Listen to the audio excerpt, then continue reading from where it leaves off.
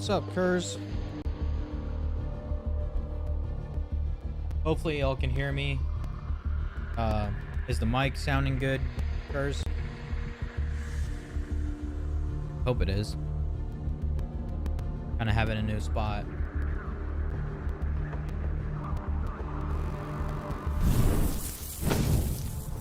Anyways, everybody, welcome to DCS.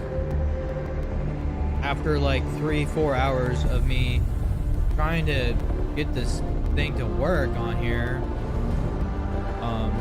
it does not tell you that you have to ensure that it's in the game hub file. Like, you have to make sure the game hub DLL is in the game file or it won't work. It's absurdly mental, but we are playing on open beta, I mean, not open. So it took forever, but finally got it. Plus now it's gonna be the whole reason why. Got it. It's more like a head tracker to be. Need to increase my Welcome to the Viper ACN and Helmet Mounted Tuning System training. You are at 2,500 feet MSL over hilly terrain, 11 nautical miles from Gudada Air Base. To set up your f16c for ACN, first ensure Master Arm on. When you do so, note that the right MFD should change to the, on the left MFD, change the radar mode from CRN to ACN by first pressing OSB, then pressing OSB 19. When you do so, you will notice the radar has gone silent and things will happen fast. However, the overall procedure is fairly simple. The radar will automatically lock a bore-sighted target. On cage the AIM-9, seeker lock, high-pitched growl, what's up, shoot. Kurs? Altitude. Altitude. Game audio is twice.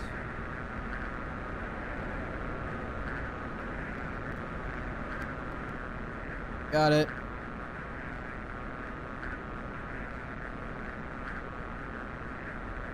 Sure, that's the right way. Block.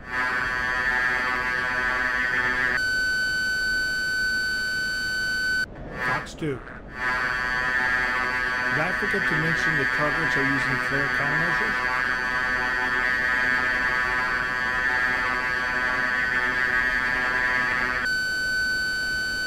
Fox 2.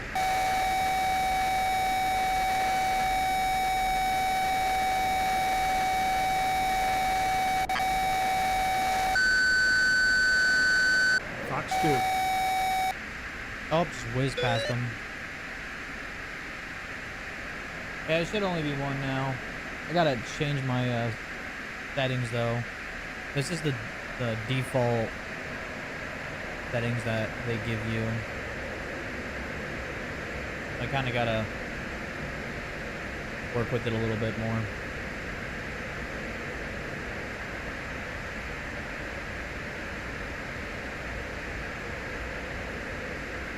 Well, I don't think Marines actually flew Vipers. My dumbass throttled all the way down. Fox 2. Altitude. Altitude.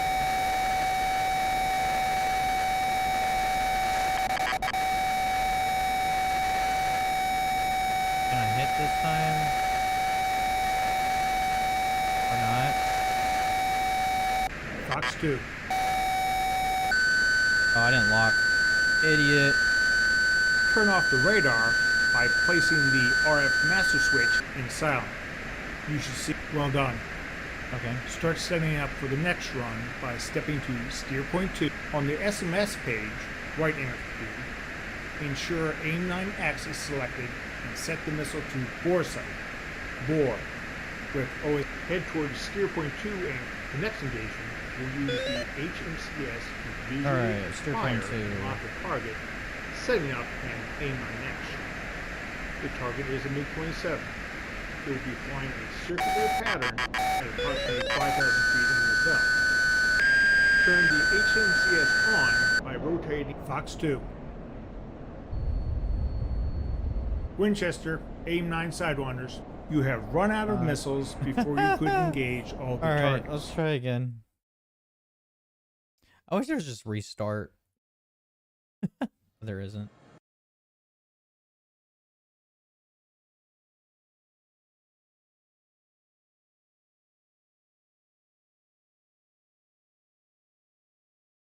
Very nice. Very nice. Welcome to the Viper ACM and helmet-mounted queuing system training. Alright. You are at 2500. To set up your f16c for ACM, first that's ensure on. mask. When you do so, note that the right MFD should change to the SMS page. Use the right MFD OSB 7 to switch between the 4 wing-mounted AIM-9X and the 2 wingtip-mounted AIM-9M. Select AIM-9M for the first training run. On the left MFD, change the radar mode from CRA, then pressing. ACM. When you do so, you will notice the radar has gone silent. Or No, things will happen fast. However, the overall procedure is fairly simple. The radar will automatically lock a bore-sighted target. Uncage the AIM-9. Seeker lock, high-pitched growl, shoot. Altitude. let's try again. Altitude.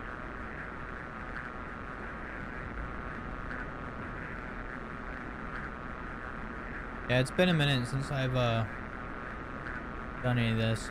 And it's be my first time using my actual throttle. So Block.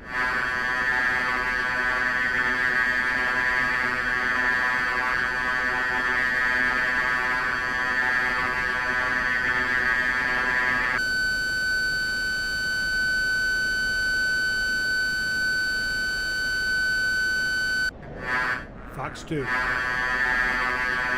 I forget to mention the targets are using flare countermeasures?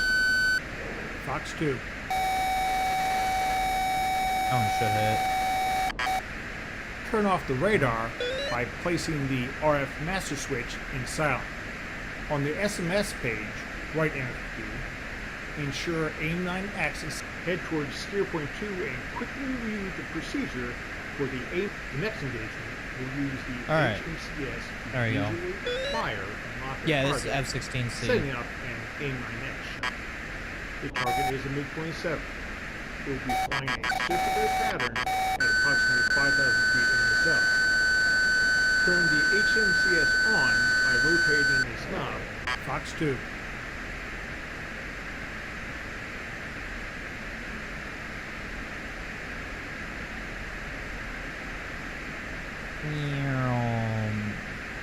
Missed him. Altitude. This is why I need to change my settings. And I gotta close the whole game to do it.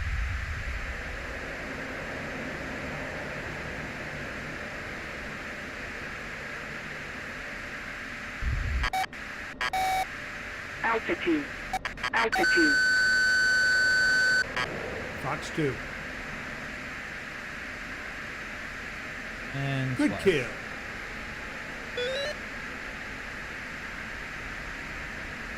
Nice job. You have learned the basics of employing the radar ACM mode and HMCS in air combat. This is the training part of this lesson. Next, you will use these techniques to engage a fighter in a 1v1 fight. Step 2, steer point 3 using the all good. DD up rocker switch on the UFC. Turn the radar back on. Head to steer point. As you head towards steer point 3, a MiG-29 armed with AAA IR missiles will appear to your right. The MiG will conduct a series of evasive maneuvers. Afterwards, it will make a high-speed run to Sochi Alder Airport. Acquire lock and engage the MiG-29 using the techniques you have just learned. Gotta go this way.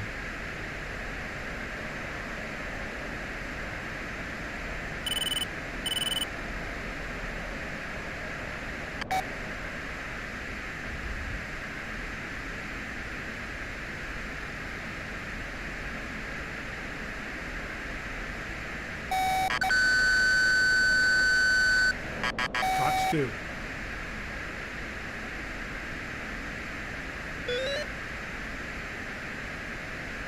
I have no idea. Possibly.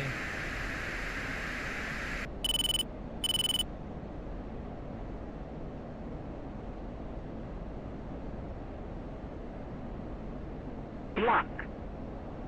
Block.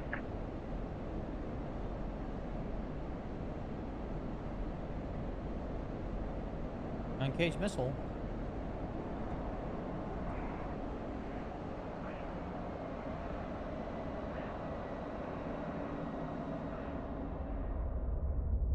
I probably got.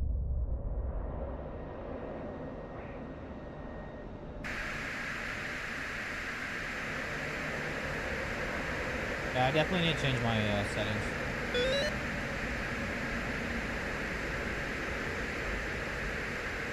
I don't know if I can do that in game or not.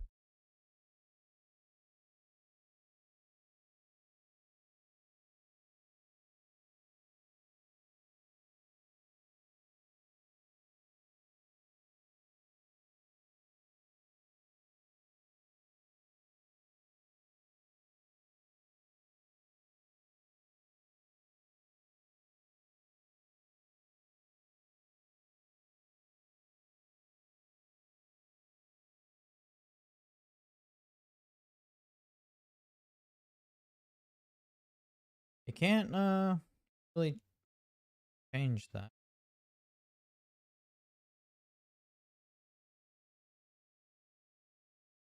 Hmm.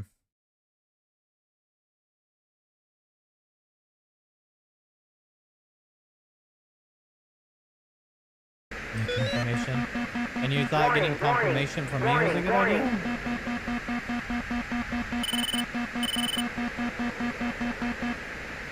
I don't know what that one was. Come on. Stop it.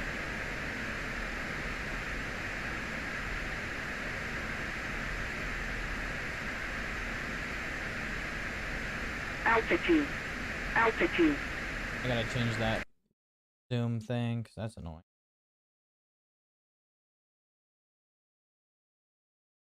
Soon.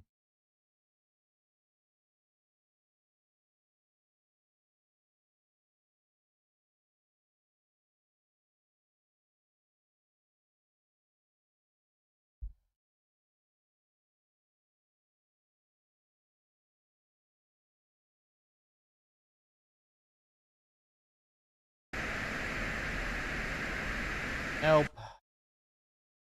I don't know where that.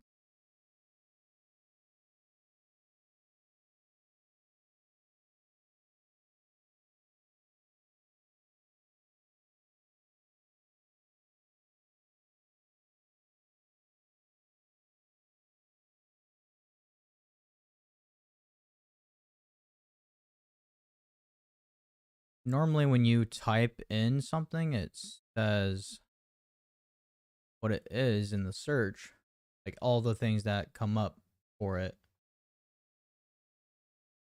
But don't want to.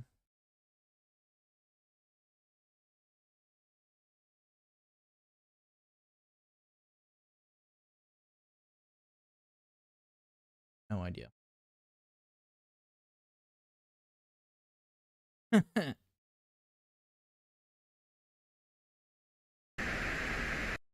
All right. We're gonna put the go quick here. And we're gonna adjust some.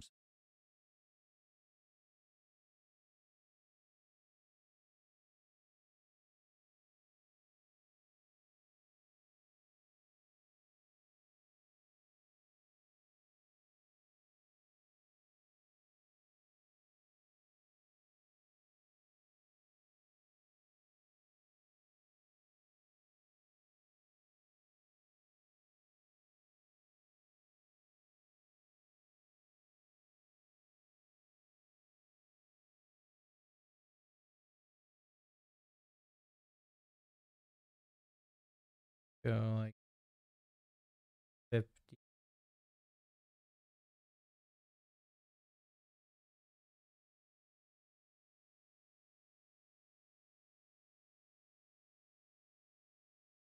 Tracking.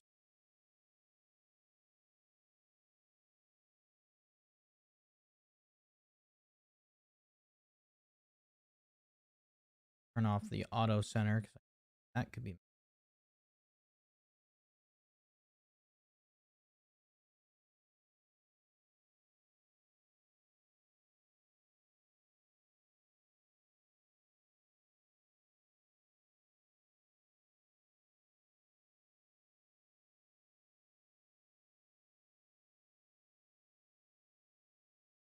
Don't really know the curve, so I'm gonna.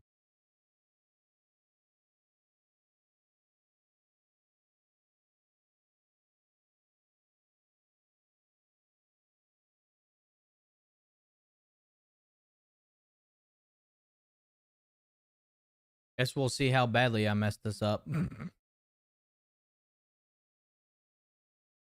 Also, there's like maybe I can alt tab. And that might work. If I do tab, I'd be able to bring this up all in game.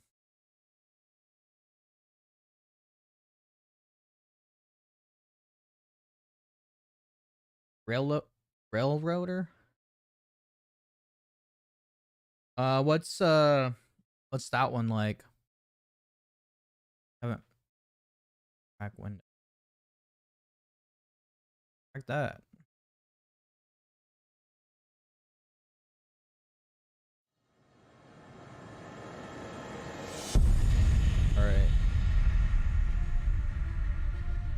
Alright. I low-key want to see if I can remember how to start it. I think we should. I think we should try.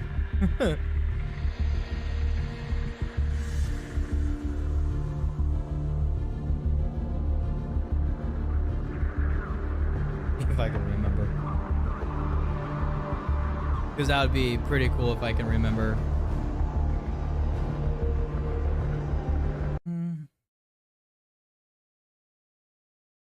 What seems to explode?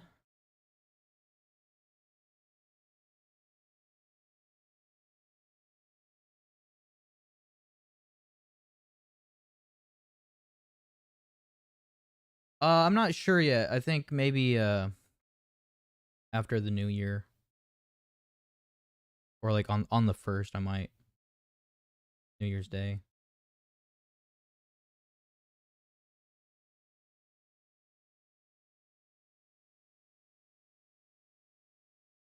Very similar to Derail.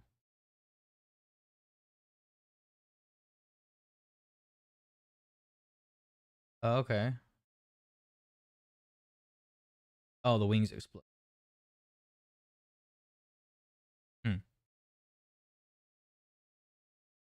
Okay. Oh dear, that This mission starts with a cold and dark aircraft parked on the ramp. You may fly the planned route or just explore the area. There are no threats.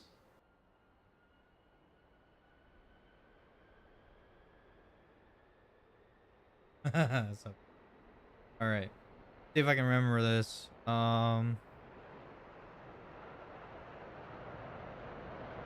dut, dut, dut, dut, dut. Oh, I'm an idiot. Don't judge me. Don't judge me. It should be.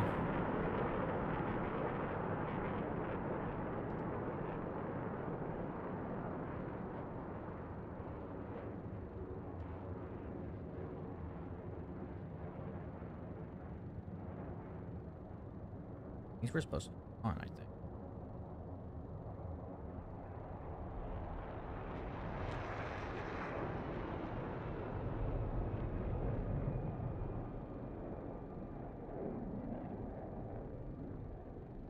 Where's the APU at?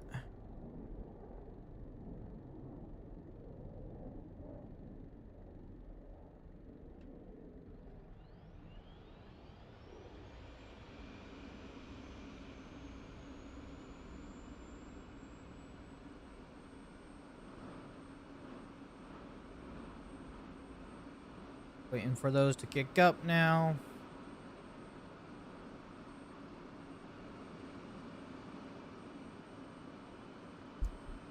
Gonna have to change a couple of things here, maybe.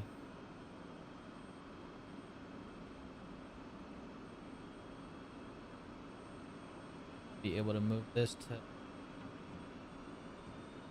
idle now.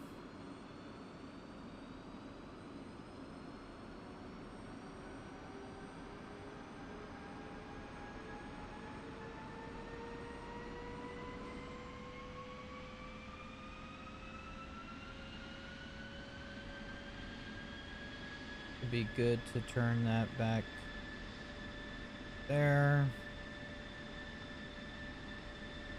Now we can start doing all.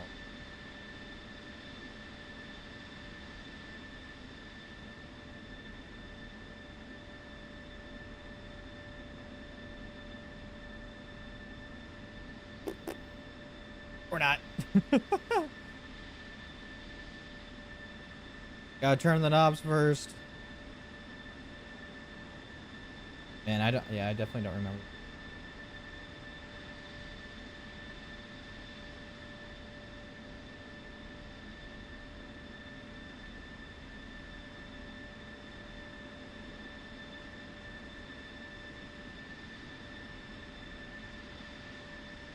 Me just messing with buttons now.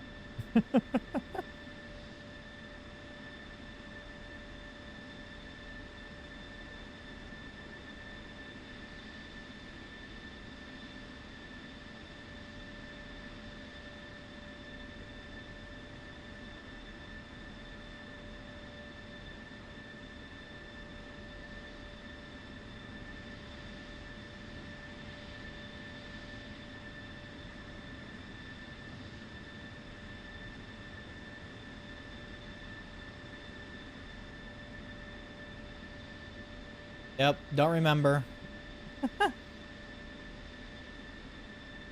Definitely don't remember.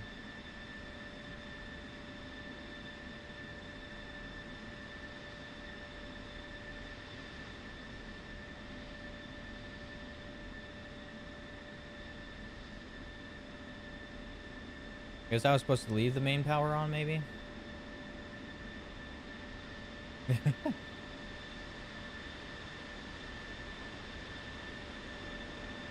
Be naturally unstable?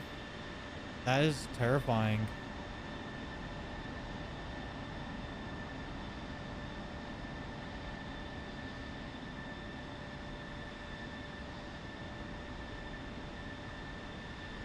I don't remember.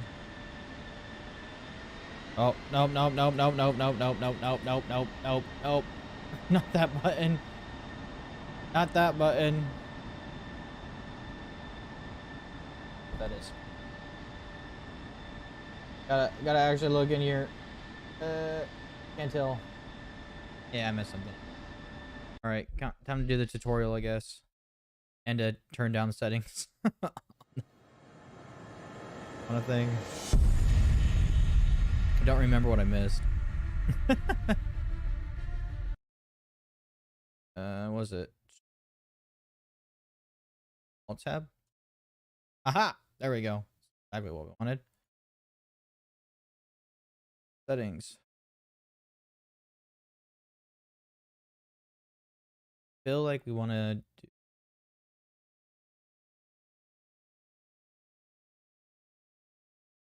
Probably turn down the eye tracker setting sensitivity.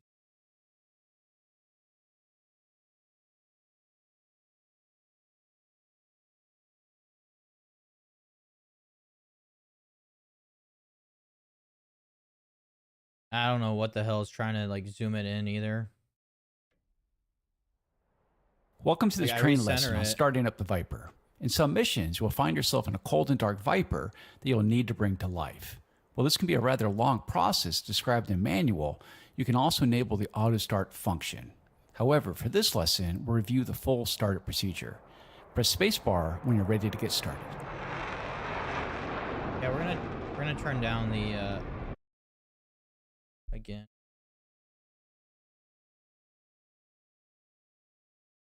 Oh, I didn't want to close out of it. God.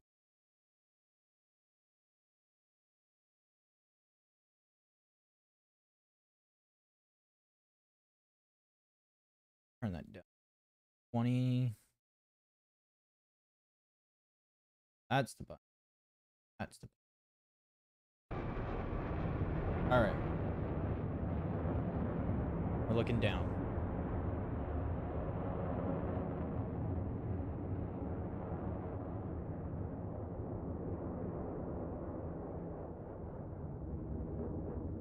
Still need to.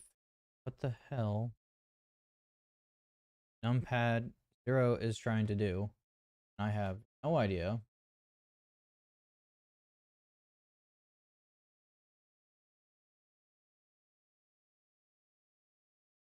Aha! Clear. Clear. Much better. But it's not... As we go, remember a right click generally positions the switch up, while a left click positions the switch down. First, position the main power switch to battery with a click of the right mouse button. This connects the aircraft's battery to essential systems and provides power needed for engine ignition. Now it's more of head back.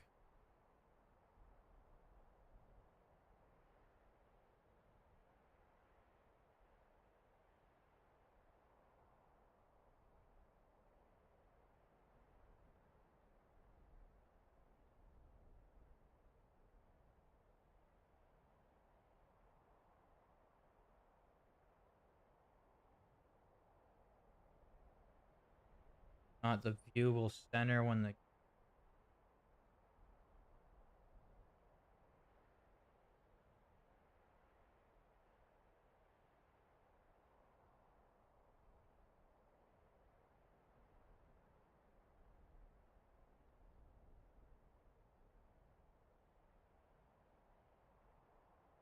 Okay.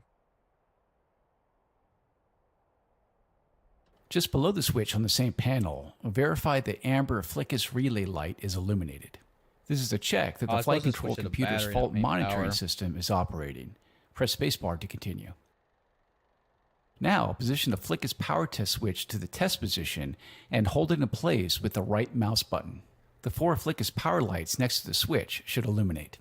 Returning to the electrical panel, the Flickus relay lights we're just looking at should turn off, and the TO Flickus and Flickus PMG lights should be on.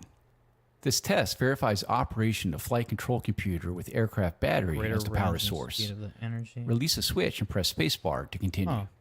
Ah. Stop it.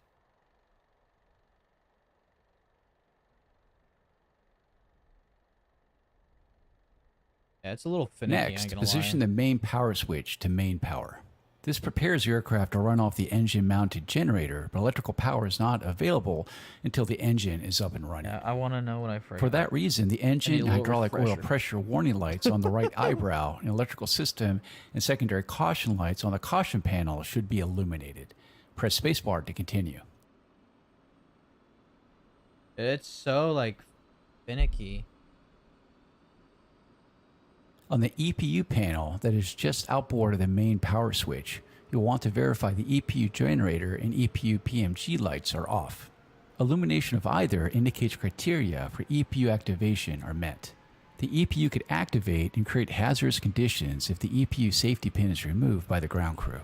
Turn the main power switch to off and abort the aircraft if the lights are on, although this is highly unlikely as you have gone terribly astray in the procedure already. Press spacebar to continue. Now, let's close the canopy in preparation for engine start. This can be delayed until taxi if you wish, but we'll close it now to cut down on noise. Use keyboard command left control C to close the canopy. When it's fully closed, click the yellow canopy handle to lock it in place. Verify the canopy warning light on the right eyebrow goes out. Press There you spacebar are. to continue. Like, I know it's there somewhere. Now it's time to get the engine up and running. This can go quickly, so feel free to restart the mission at any point if there's something you want to watch more closely. First, position the Start. JFS switch to start 2 with a left click.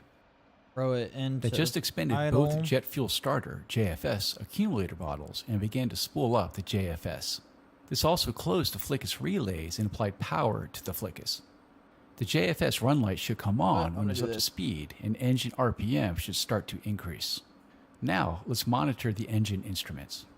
At 20% RPM, advance the throttle to idle position, right shift, and home. This provides power to the engine igniters and starts fuel flow. You should note airframe vibration and an increase in the fan turbine engine inlet temperature as RPM increases. Monitor those on the right side of the instrument panel as the engine start cycle continues. The secondary caution light goes out at 20% RPM, So much and the better. JFS automatically shuts should've off just at 55%. Left it where it is, and The JFS light should turn go them. out, and the JFS switch should return to the off That on. position automatically. At 60% RPM, the standby generator comes online, and the engine warning light goes out. A few seconds later, the main generator comes online, and the standby generator goes offline. All aircraft systems are now running off electricity from the generator and are ready to be powered up.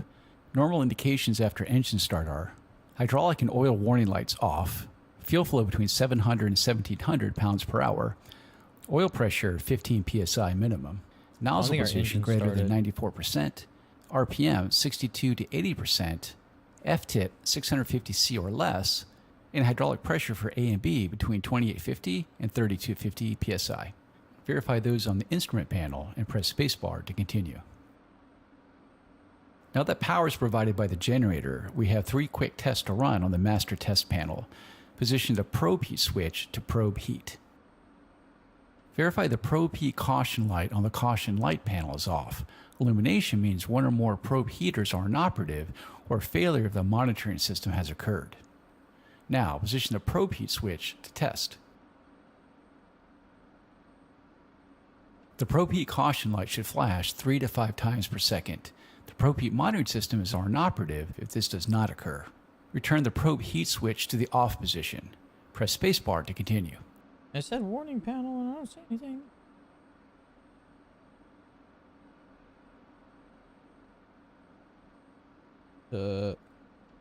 Off. Next, depress the fire and overheat detect button.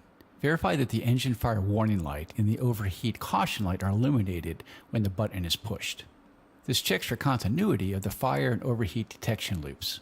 Press spacebar to continue. How? I don't know how, but I messed something up.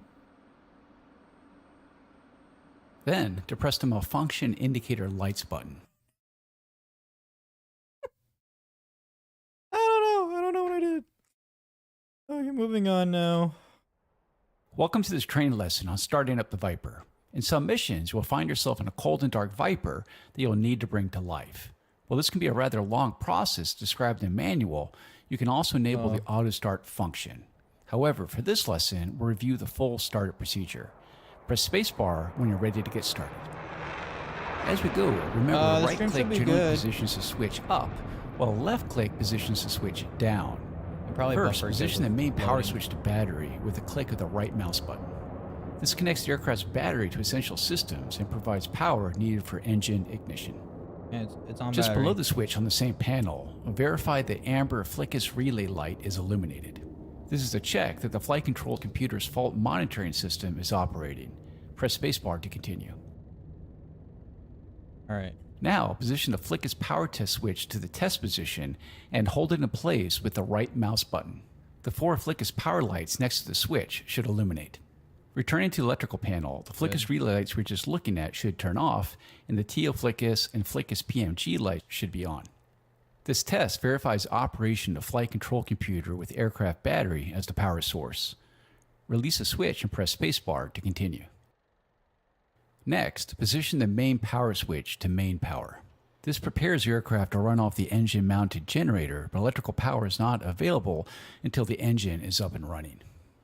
For that reason, the engine and hydraulic oil pressure warning lights on the right eyebrow and electrical system and secondary caution lights on the caution panel should be illuminated. Press Yeah, that's spacebar to true. continue. You definitely can. On the EPU panel that is just outboard of the main power switch, you'll want to verify the EPU generator and EPU PMG lights are off. Illumination of either indicates criteria for EPU activation are met. The EPU could activate and create hazardous conditions if the EPU safety pin is removed by the ground crew. Turn the main power switch to off and abort the aircraft if the lights are on, although this is highly unlikely as you have gone terribly astray in the procedure already. Press spacebar to continue. I always go terribly astray. Now, let's close the canopy in preparation for engine start. This can be delayed until taxi if you wish. We will close it now to cut down on noise. Use keyboard command left control C to close the canopy. When it's fully closed, click the yellow canopy handle to lock it in place. Verify the canopy warning light on the right eyebrow goes out. Press spacebar to continue. It's not open. Why it's supposed to. Now it's time to get the engine up and running. This can go quickly, so feel free to restart the mission at any point if there's something you want to watch more closely. First, position the JFS switch to start 2 with a left click. I just expended both jet fuel starter, JFS, accumulator bottles and began to spool up the JFS. This also closed the Flickus relays and applied power to the Flickus. The JFS run light should come on when it's up to speed, and engine RPM should start to increase. Now, let's monitor the engine instruments. At 20% RPM, advance the throttle to idle position, right shift, and home. This provides power to the engine igniters and starts fuel flow. You should note airframe vibration and an increase in the fan turbine engine inlet temperature as RPM increases. Monitor those on the right side of the instrument panel as the engine start cycle continues. At least the secondary caution light goes out at 20% RPM, and the JFS automatically shuts off at 55%. The JFS light should go out, and the JFS switch should return to the off position automatically. At 60% RPM, the standby generator comes online, and the engine warning light goes out. A few seconds later, the main generator comes online, and the standby generator goes offline. All aircraft systems are now running off electricity from the generator and are ready to be powered up. Normal indications after engine start are hydraulic and oil warning lights off, fuel flow between 700 and 1700 pounds per hour, oil pressure 15 psi minimum, nozzle position greater than 94%, RPM 62 to 80%, F-tip 650C or less, and hydraulic pressure for A and B between 2850 and 3250 psi. Verify those on the instrument panel and press spacebar to continue. Now that power is provided by the generator, we have 3 quick tests to run on the master test panel. Position the probe heat switch to probe heat. Verify the probe heat caution light on the caution light panel is off. Illumination means one or more probe heaters are inoperative or failure of the monitoring system has occurred. Now position the probe heat switch to test. The probe heat caution light should flash 3 to 5 times per second. There we go. The probe heat monitoring system is inoperative if this does not occur. Return the probe heat switch to the off position. Press spacebar to continue.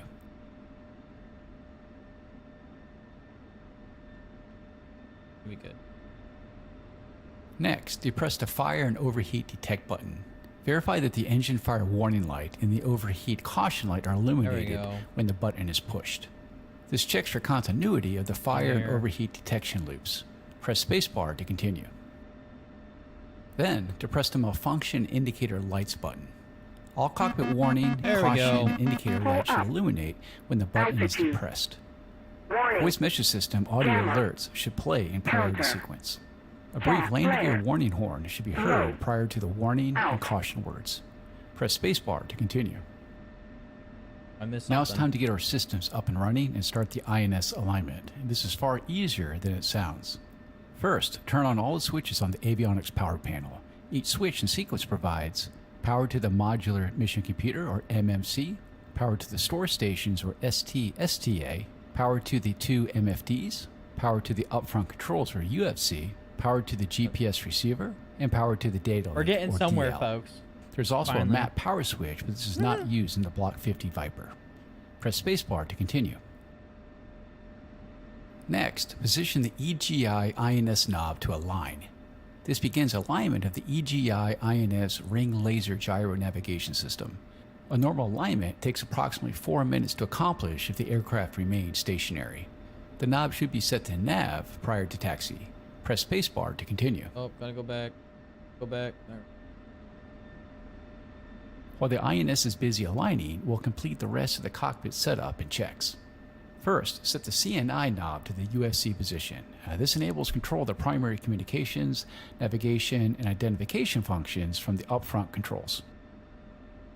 Right, it says Check that all USC. 3 wheels down lights are illuminated green. This confirms that the landing gear is down and locked, and the micro switches that sense their position are working properly. I need it. While you're I have there, that cycle the stuff speed brakes open, left shift B, on my, and back closed, left control B, thing using here. the switch on the throttle. Confirm this visually and monitor the speed brake indicator. Do this real quick. Press spacebar to continue.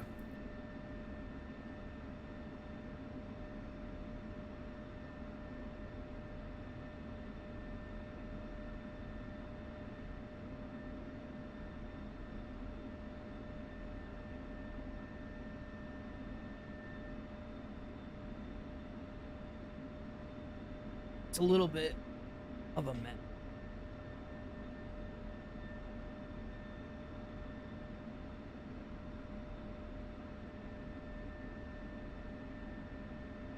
Hey, y'all can see my throttle, the Stex Max. So I have this down here, a couple buttons right this, and then button panel up here. All right. Next, uncage the standby ADI on the instrument panel. This can be done by rotating the knob until the aircraft symbol is aligned with the horizon. Press spacebar to continue.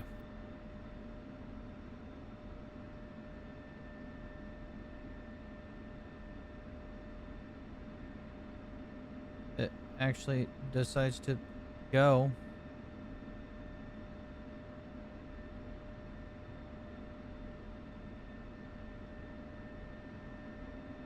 On the sensor power panel, turn on these 3 switches. Right hardpoint switch, on if the targeting pod is installed, FCR switch to FCR, radar altimeter switch to radar altimeter. Radar and radar altimeter transmissions are inhibited until the aircraft becomes airborne, Yeah. but activation of Do these this systems may be setting. delayed until just before takeoff. Press spacebar to continue. Now we're down to a series of checks that may be run to verify proper operation of the aircraft systems. We will start with What, the the check of the startup engine or operation, the secondary the, engine control mode. This mode is selected in the case of a failure of the engine-mounted digital computer that controls scheduling of the engine fuel flow. First, raise the switch guard and position the engine control switch to SEC. Verify the SEC caution light is on and engine RPM is stabilized. RPM may drop up to 10% from the pry value before stabilizing. Stabilized SEC idle RPM may be up to 5% lower than in pry. I can't Press move it. spacebar to continue. I can't do it. Can't do it. Can't do it.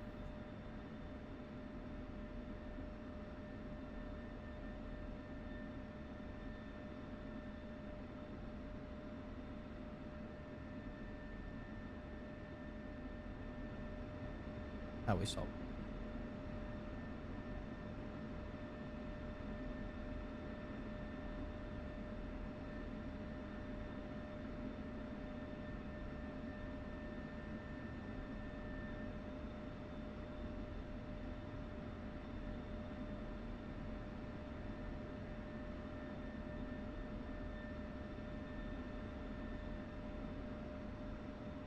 There we go. That's better.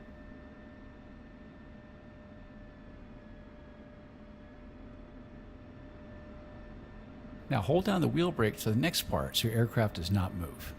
Snap the throttle to mill and then back to idle when engine RPM reaches 85%. Check for normal indications and smooth operation. The nozzle position should be 5% or less within 30 seconds after selecting SEC. Press spacebar to continue.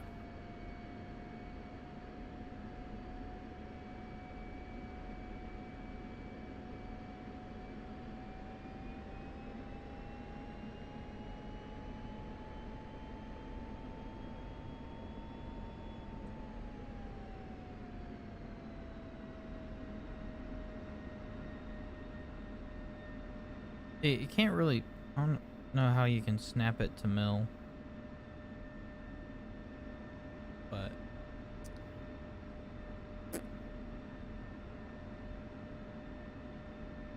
Now, set the engine control switch back to pry and lower the switch guard. All right. Check the sec light goes out and nozzle position returns to greater than 94%. Press spacebar to continue. Or the switch guard. Next, we'll run a check of the flickus. Start by cycling all your flight controls. Maximum stick inputs warm hydraulic fluid all can good. remove air bubbles, making test failures less likely.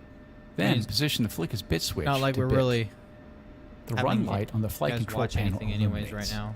'cause After a successful completion of the bit, approximately 45 seconds me later, being the stupid run light goes off, and the not bit switch remembering returns to how to off, start a- and the fail light Fucking and the plane. flickus warning light remains off. Where's A that? bit pass message appears on the flickus MFD page. Other tasks may be completed while the flickus bit runs. Press spacebar to continue.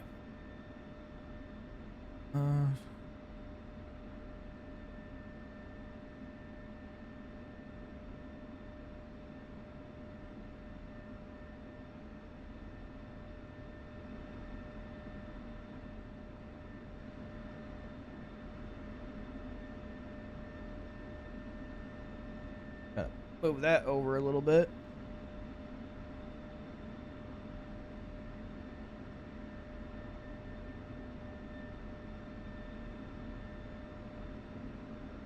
It's weird, it's not.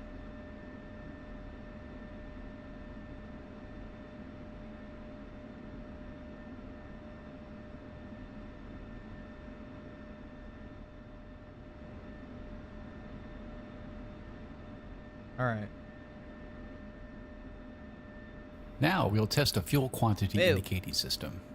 You will do this by checking the state of the fuel quantity indicator with the fuel quantity knob in the different positions. Start by positioning the fuel quantity knob to test. On the fuel quantity indicator, the FRAL pointer should indicate 2,000 plus or minus 100 pounds, and totalizer should indicate 6,000 plus or minus 100 pounds. That's The test, forward and right? aft low fuel caution lights should illuminate. The quantity readouts in the other positions should match the we go, aircraft's that's actual test. fuel load. After the check is complete, set the fuel quantity knob back to the norm.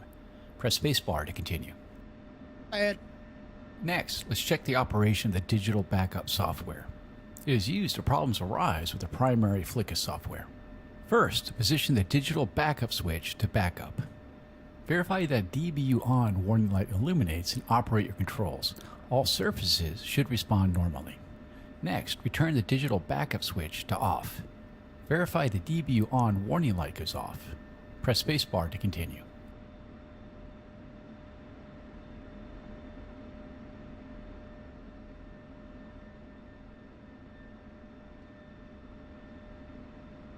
Now we'll verify that the trim system is functioning correctly. Set trim autopilot disconnect switch to disconnect. Use the trim head on your stick to trim at both pitch and roll. There should be no control surface motion and no movement on the trim wheels or indicators. Press spacebar to continue. Don't have my trim set yet, so there's that. Return the trim AP disconnect switch to the norm position. Again, use your trim head on the stick to trim at both pitch and roll. The control surface and trim indicators should move. Center the trim for pitch and roll and use the yaw trim knob to check the center trim for yaw. Press spacebar to continue. Oh my god, this is rough sometimes.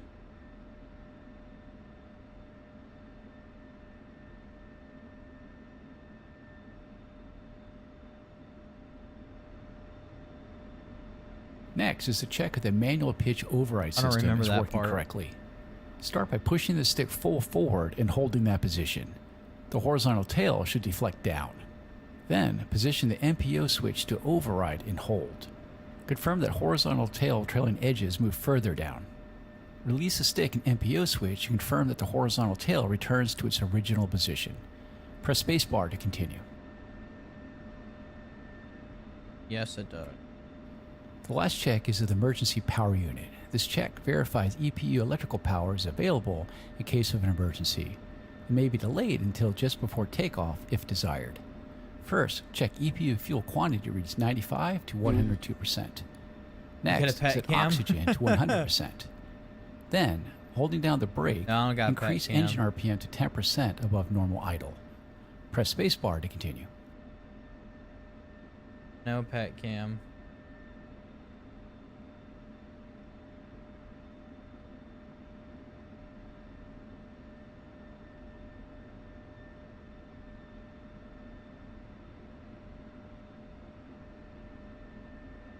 I'm gonna assume it did it.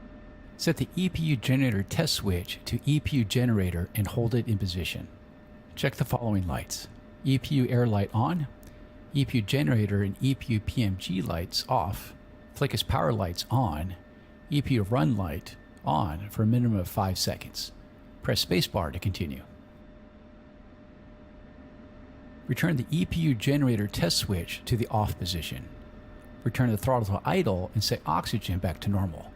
Press spacebar to continue. I think we're pretty much That's set. it. You're ready to taxi as soon as All right, let's see if I can remember it.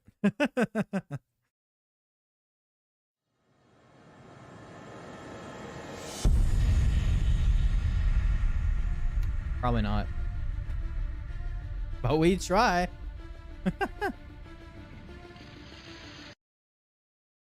This is gonna go terrible. Guarantee it. Guarantee it. All right. This mission starts with a cold and dark aircraft parked on the ramp. You may EPU fly the planned route or just battery. explore the area. There are no threats. And we got close the cockpit.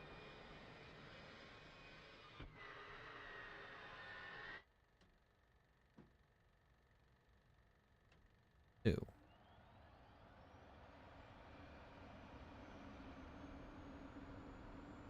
Let it get to 20%.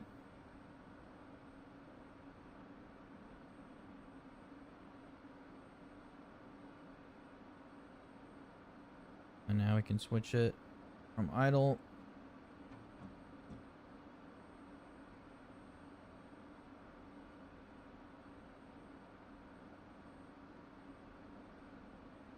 Not.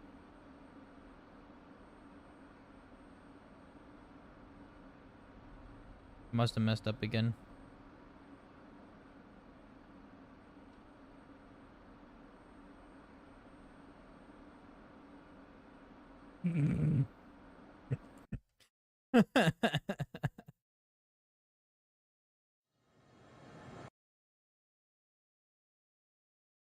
Whoops.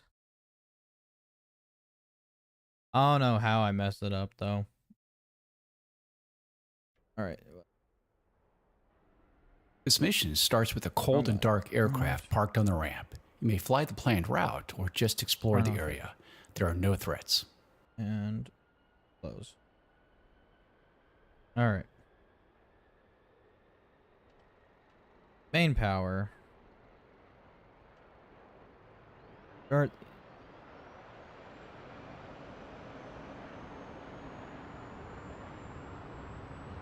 There, that sounds better. There we go. Boop.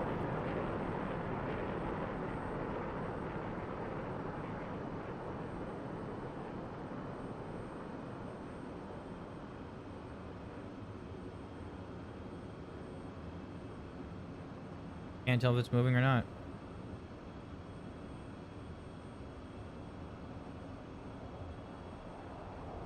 Well.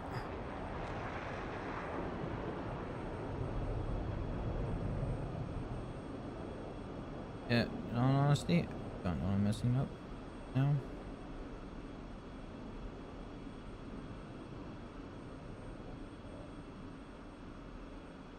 Did I need to wait a little bit?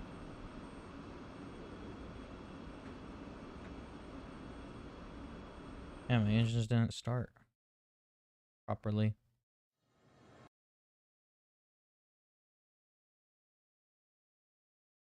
Gotta be doing something wrong.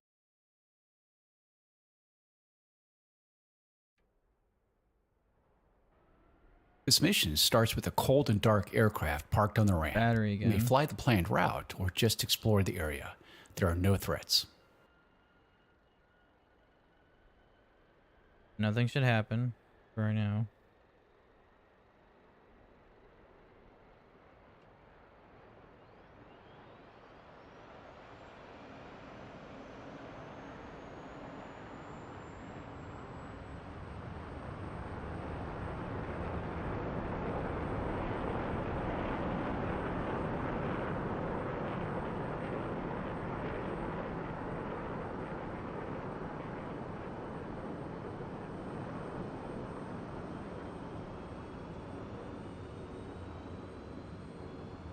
There we go.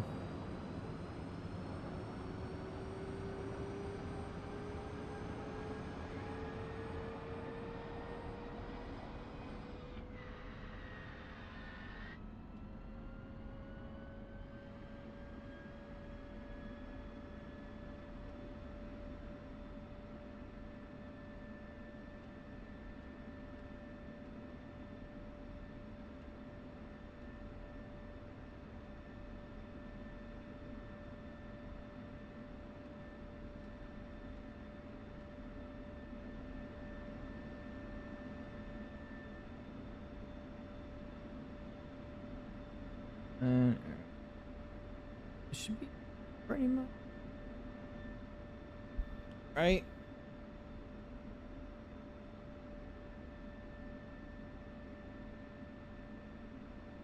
Systems.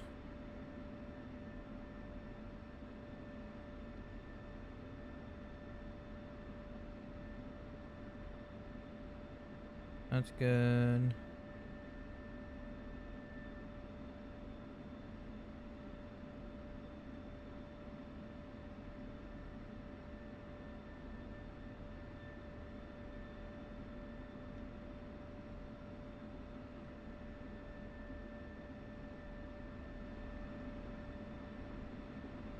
I don't remember. To be honest. Obviously.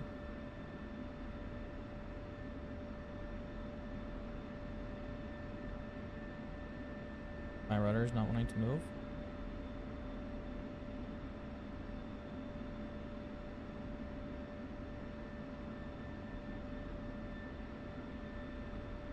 There it goes.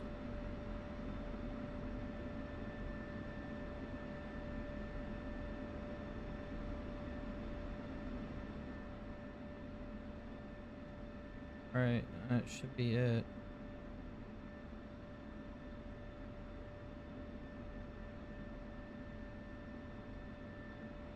That's...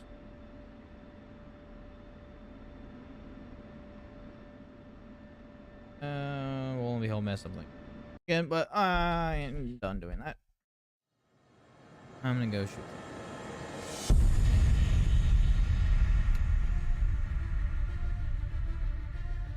Let's do our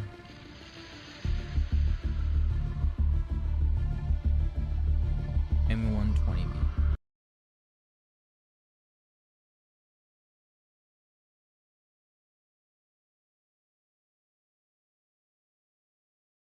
No pet camp. I should get one, but we don't want our pets upstairs. Welcome to the f16c AIM-120 AMRAAM training mission.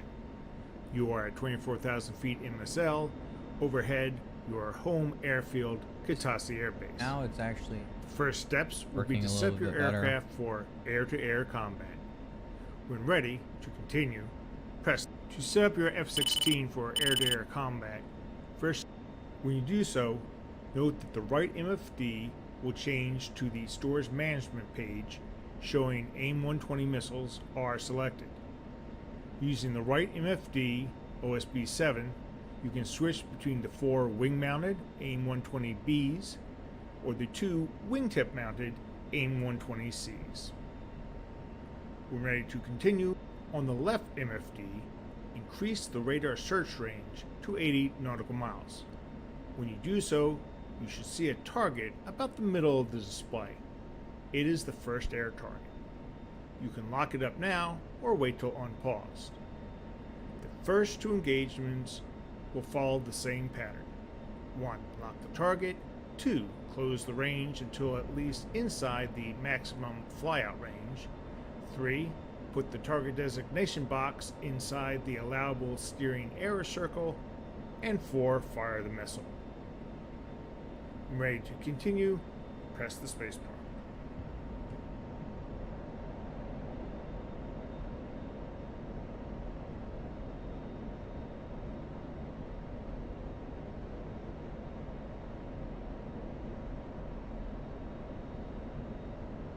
New streaming camera. Goldfish cam. Get a goldfish. That'd be funny. That'd be funny. Uh. Use it as a tax write-off.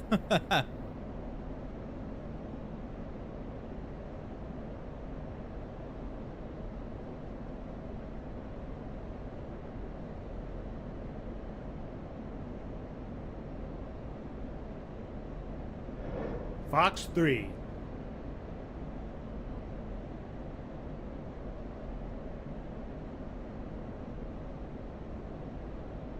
I think I might have had to wait until it's in the smaller box, possibly. I don't think so, but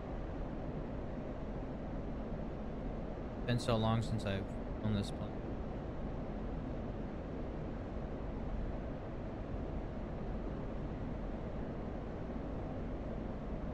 Oh, it's tracking. We're good.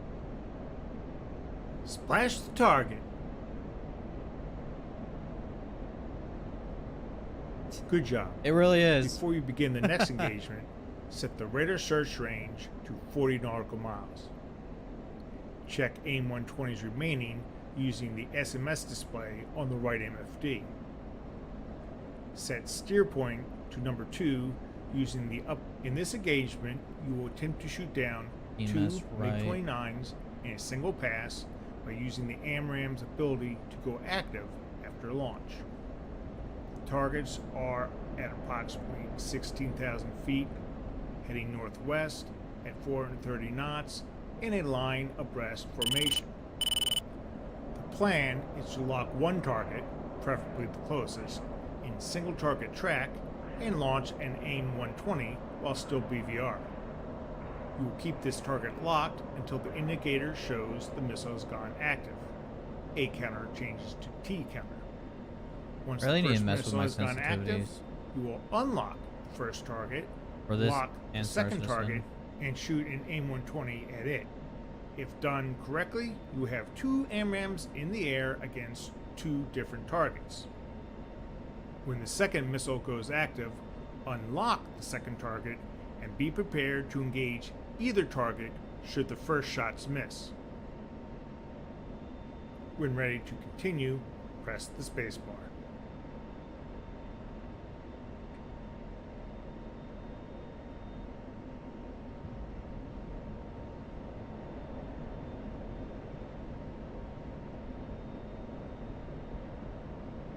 I think my DMS is my big hat switch.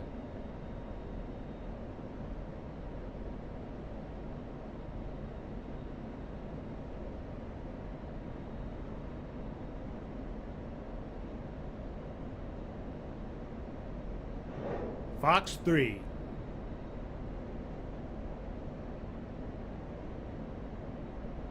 Oh, well, it's not wanting to do it, so gonna lock onto him.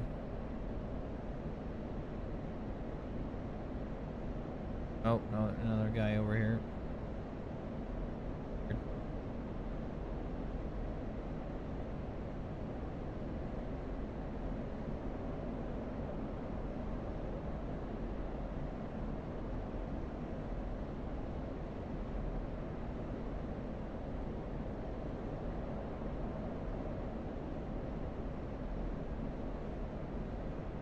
Weird because it shows that there is Fox 3. a DMS, right? Not crazy.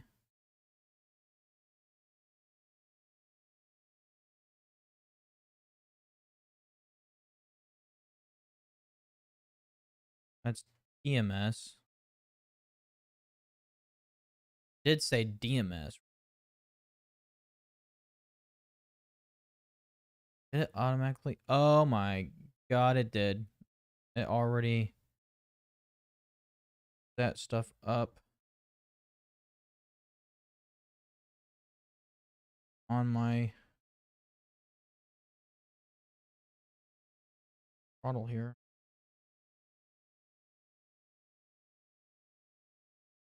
Like all this is my countermeasures.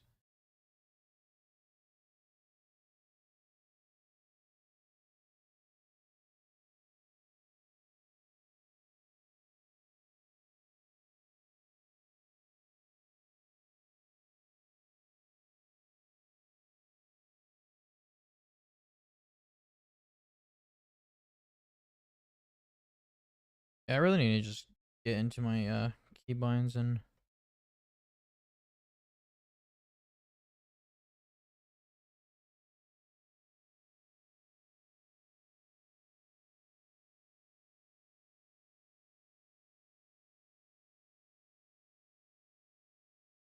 forgot how clicky that is. Seeing what else is keybind.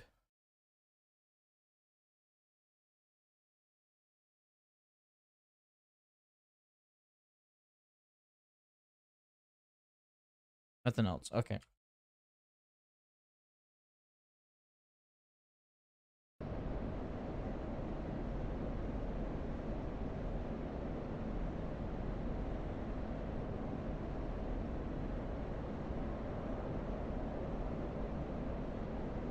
I swear that it said Good kill. DMS, not EMS. Splash the target. Well done. Now take a I moment kind of to want to redo that one because it seemed a little weird. I swear it said D as in dog, but I think it was supposed to be TMS. Something was weird. I digress. Welcome to the f16c AIM 1. When you do so, note that the right MFD will change to the Storage Management page showing AIM 120 missiles are selected.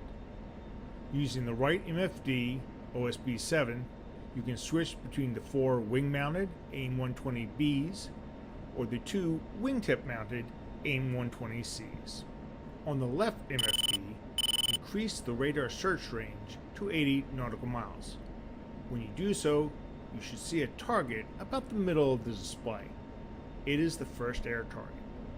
You can lock it up now or wait till unpaused. The first 2 engagements will follow the same pattern. 1. Lock the target. 2. Close the range until at least inside the maximum flyout range. 3. Put the target designation box inside the allowable steering error circle. And 4. Fire the missile. When ready to continue, press the spacebar. Yeah, it doesn't even say anything about uncaging. The uncage button useless.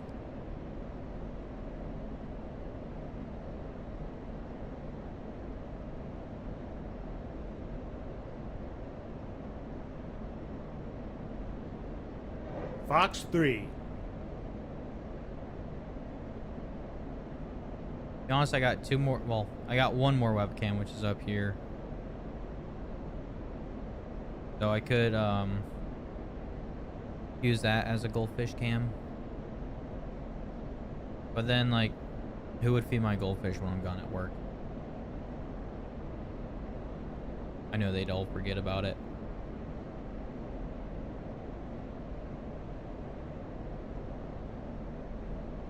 My poor goldfish would probably get eaten by a cat. My dog would probably eat it too.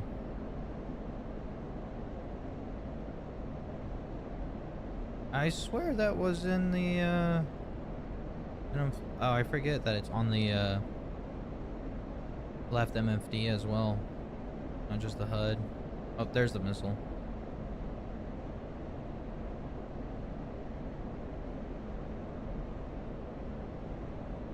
Splash the target. Oh yeah, Good job. Auto feeder. Before you begin the next engagement, set the radar search range to 40 nautical miles.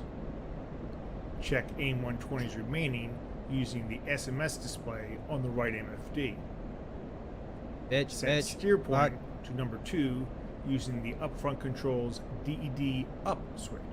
40 and Note, it may help situational awareness to check the horizontal situation display. It says DMS right. Switch between right.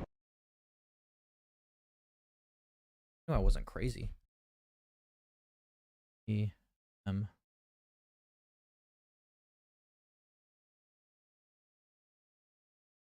POTOS.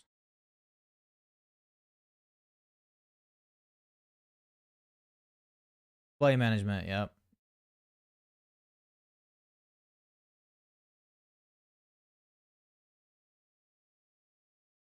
Oh, that's the step thing. Maybe gladiator. Oop.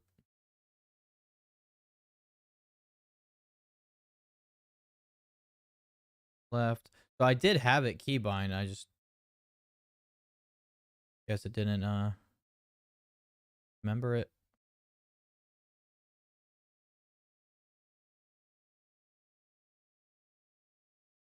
MFD pages using HOTAS, stick, DMS, right short presses. When ready to continue, press this. In this engagement, you will attempt Right to short. shoot down 2 MiG-29s Don't hold it. in a single pass by using the AMRAM's It don't ability mean- to go active. I ain't. We ain't rich. Ain't got no maid. Targets are at approximately 16,000 feet, heading northwest at 430 knots in a line abreast formation. The plan is to lock one target, I love preferably the AIM-120s. closest, in single target track and launch an AIM-120 while still BVR. Or Thunder Tomcat OP. You keep this target locked until the indicator shows the missile has gone active. A counter changes to T counter.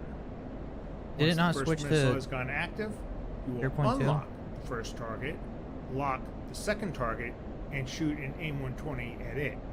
If done correctly, you will have 2 AMRAMs in the air against 2 different targets. 2.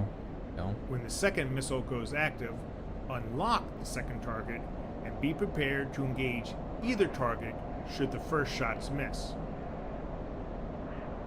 When ready to continue, press the spacebar.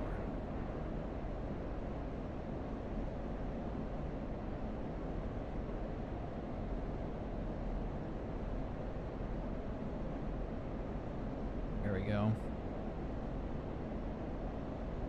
Should be good now that I actually have it keybind. Keybound, bind. I don't know. English hard sometimes.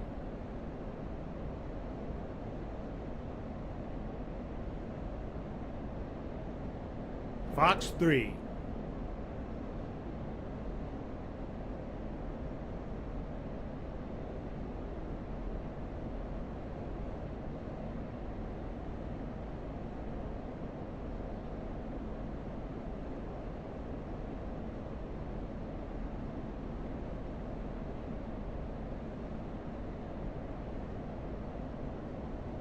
Dead right. That's short. Short right.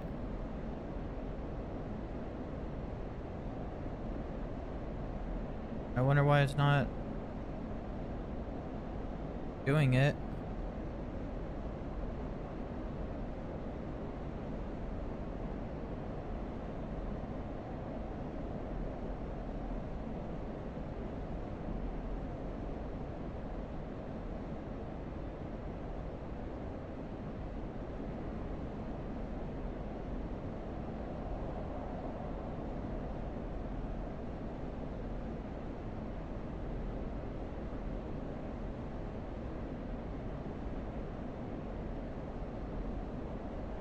That thing's dead.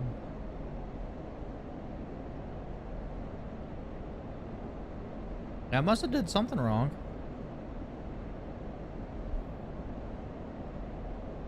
He doesn't like specify things sometimes. Like that's why the tutorials can be hard. Even like for someone that doesn't know absolute crap about a plane. Like that was the display management switch short to the right. So I don't know. That display management switch right. That's down. That's left. Don't know. Maybe it didn't want me to Welcome have to the F16C M's. AIM-120 AMRAM training mission. I think I had the M selected. You are maybe? at 24,000 feet MSF. When you do so, note that the right MFD will change to the storage management page. No, I had the C showing selected. AIM-120 missiles are selected. Using the right I don't MFD know. OSB-7, you can switch between the 4 wing-mounted AIM-120Bs or the 2 wingtip-mounted AIM-120Cs. When ready to continue, press the spacebar. What, in War Thunder?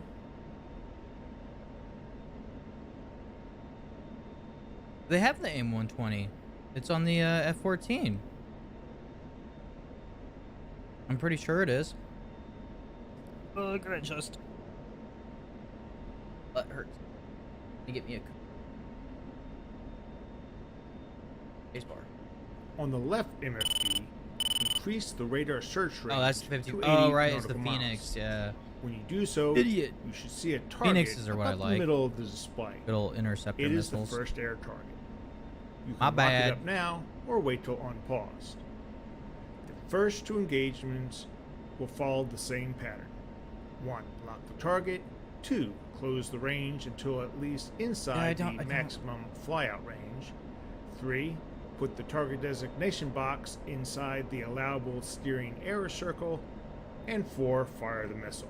Make sure afterburner's on Ready to here. continue. Press the spacebar.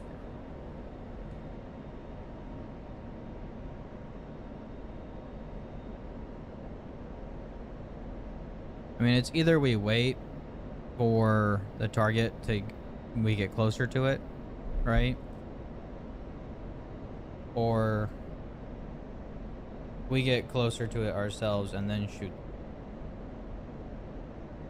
Like, two choices.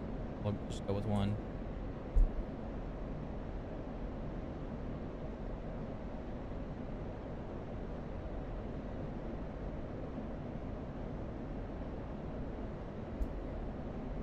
Alright.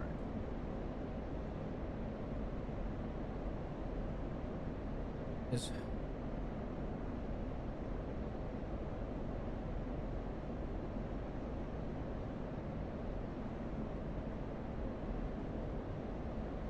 Alright, you gotta hold it. Fox 3.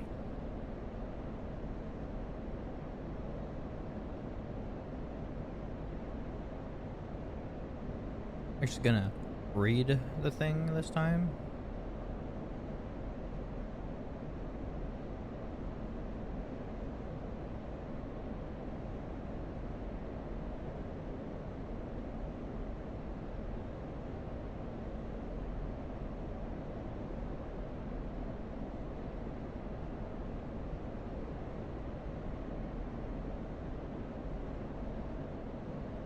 Splash the target. I love how we're just killing this one singular bot. Good job. Before you begin the next engagement, set the radar search range to 40 nautical miles. Check AIM 120's remaining using the SMS display on the right MFD. Set steer point to number 2 using the upfront control. In this engagement, you will attempt to shoot down 2 MiG-29s in a single pass by using the AMRAAM's ability to go active after launch. The targets are at approximately 16,000 feet, heading northwest at 430 knots in a line abreast formation. Let's see. Plan is to lock Active. one target, preferably the closest, in single target track and launch an AIM 120 while still BVR. You will keep this target locked until the indicator shows the missile has gone active. A counter changes to T counter. Once the first missile has gone active, you will unlock the first target, lock the second target, and shoot an AIM 120 at it. If done correctly, you will have 2 AMRAAMs in the air against 2 different targets. When the second missile goes active, unlock the second target and be prepared to engage either target should the first shots miss. When ready to continue, press the spacebar. I didn't see anything about DMS that time.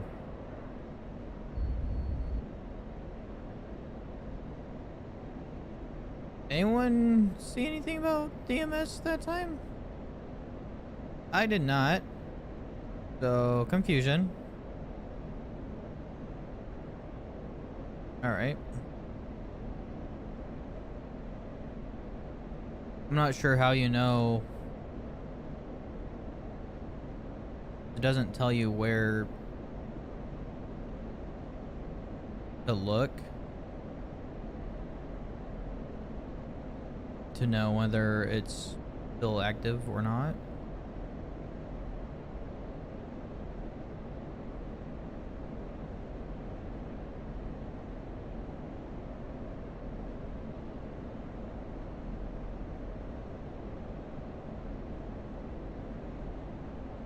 Fox 3. Oh, the 29 countdown.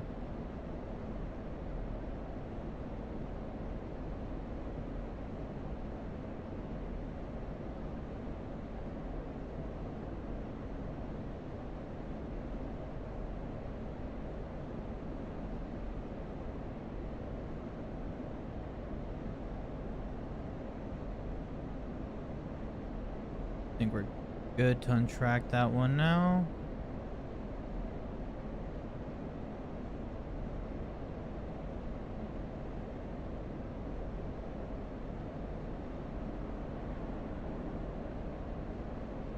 Wait, did I shoot another missile on accident?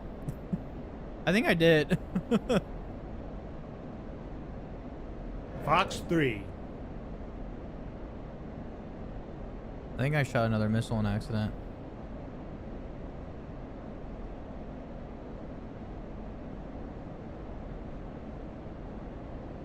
Splash the target.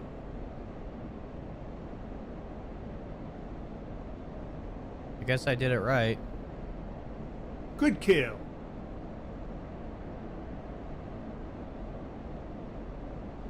Well done. Now take a moment to inspect the cockpit settings. Reset the radar to at least 40 nautical miles search range on the left MFD. At least 40. Step to the next steer point 3, using the DED up switch on the upfront controls. On the right MFD SMS page, check the remaining AIM 120s.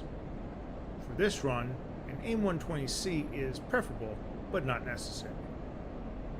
Also on the SMS page, use OSB 19 to set the missile to bore.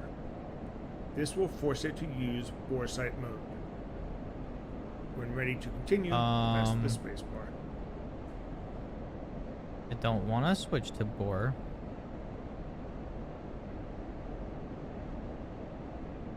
It not wanting to switch to bore.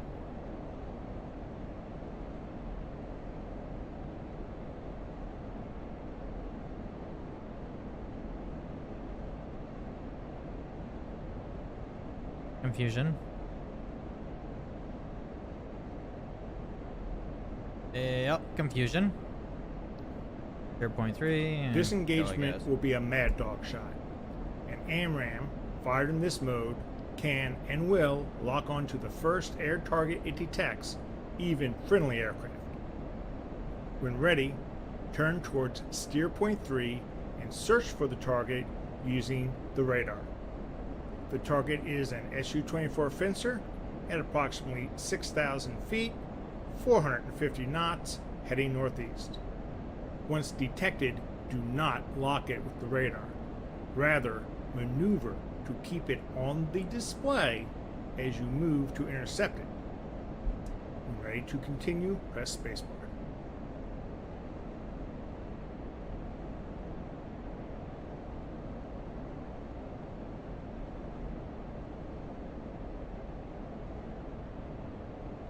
Yeah.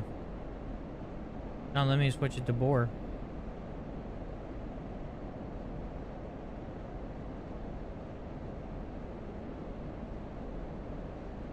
Very weird. Okay, moving on from that, I guess.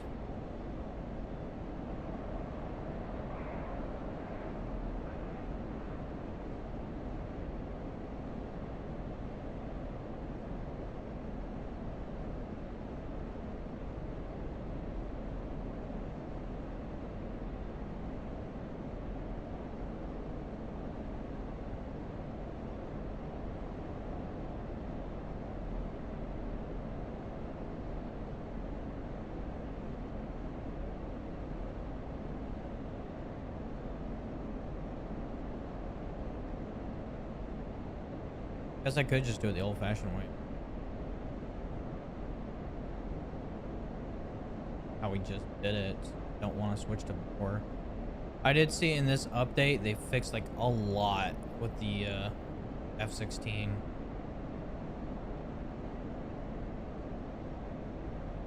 Didn't look The target at it is too now in-depth. within 20 nautical miles. Visually search for it. Once you have acquired the fencer, turn off the radar using the RF master switch. When the target is within 10 nautical miles, center it on the HUD and shoot an arrow. Bingo. Bingo.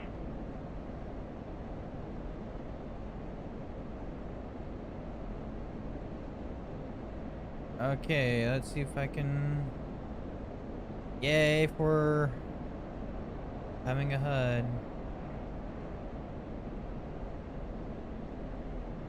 It's still not in bore, so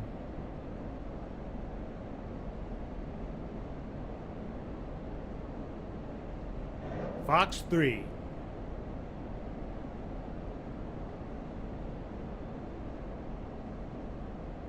yeah, it wasn't in bore sight, but Good kill.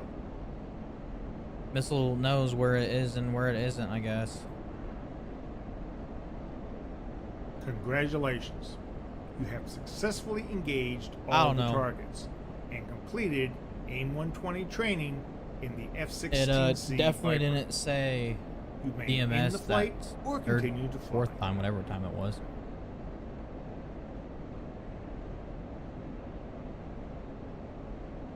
Kind of like why I like War Thunder, because it's more arcadey for retards like me. Caution. Like I know, you know, if I have this button set to that, this is what it's gonna do. But like doing this, you have to use so much knowledge. How much knowledge?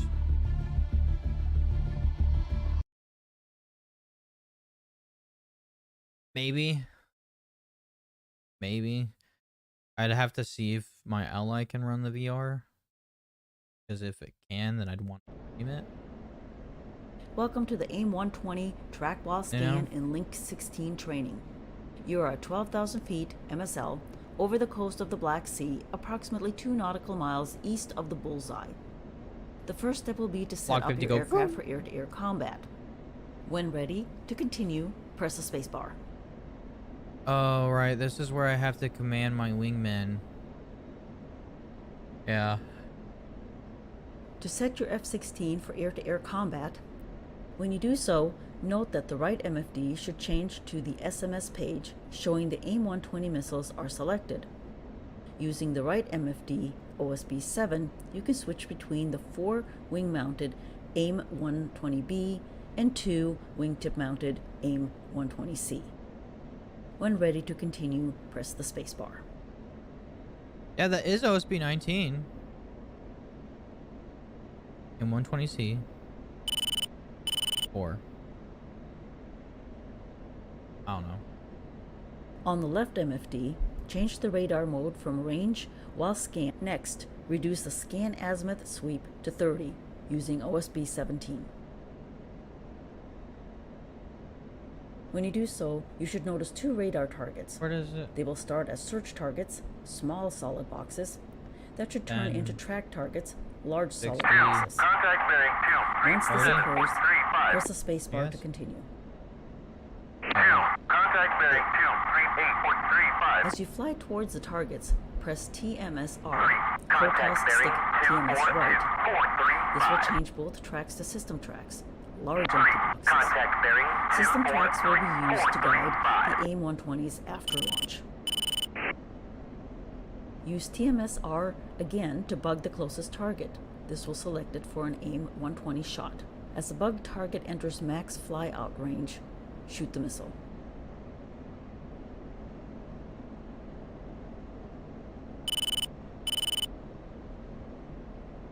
Me and my flying skills are tremendously terrible.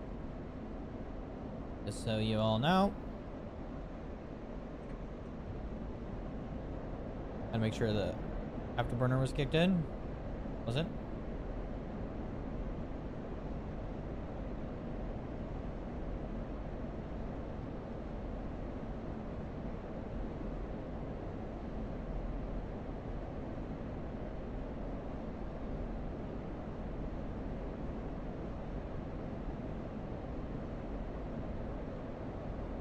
Yeah, and it is a low graphic demanding game too.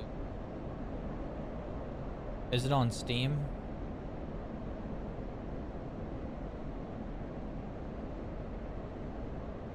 Fox 3. Quickly press the TMSR again to select the next target. Shoot another AIM 120 at the second target. I'm doing that. Doing that.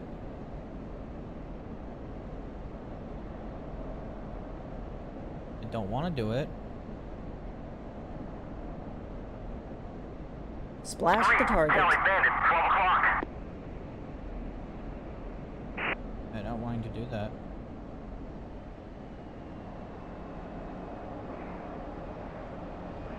Went and zoom on past him though. Altitude. 3. Contact bearing 26341.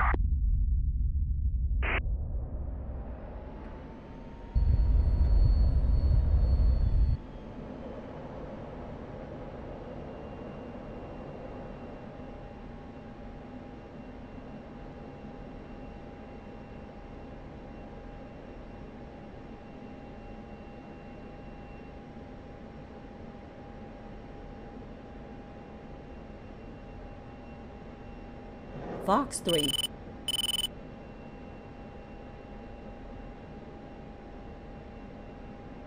Good kill. I don't even know, bro. I don't even know. I don't even know. I don't even know. Access. Yes. I want to invert you. Invert.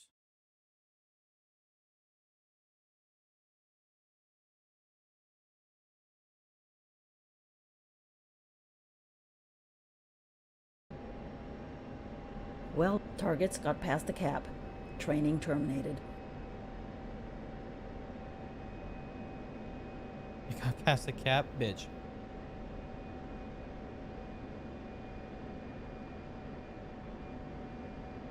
I think I have a different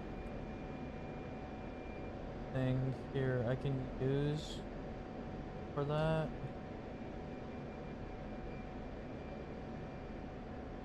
Yeah, I think I can switch that out with a bigger hat. Like a better filling hat than this thing. But where my thing go? Okay, so that's up.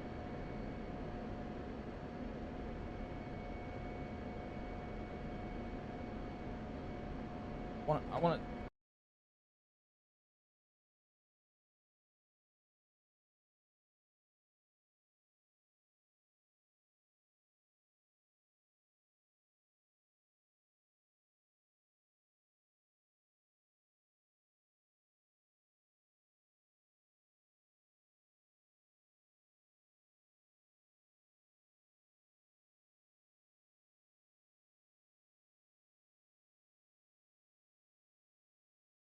And then I think I still want to invert them.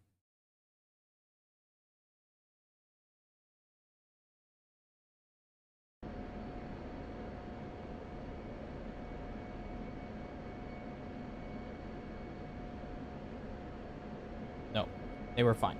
I gotta invert them back.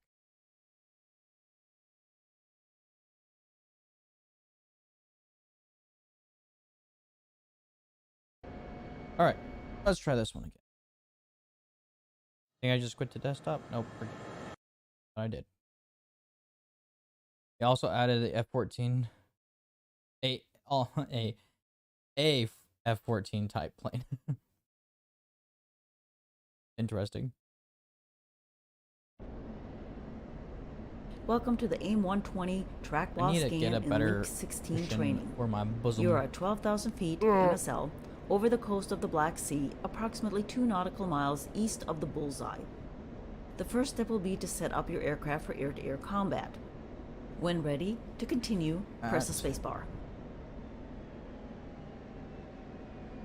All right. To set your F-16 for air-to-air combat, first ensure master arm on. it should already be in the correct position. When you do so, note that the right MFD should change to the SMS page showing the AIM-120 missiles are selected. Using the right MFD, OSB 7, you can switch between the 4 wing-mounted AIM-120B and 2 wingtip-mounted AIM-120. On the left MFD, change the radar mode from range while scan to track while scan using OSB 2. Next, reduce the scan azimuth sweep to 30 using OSB 17.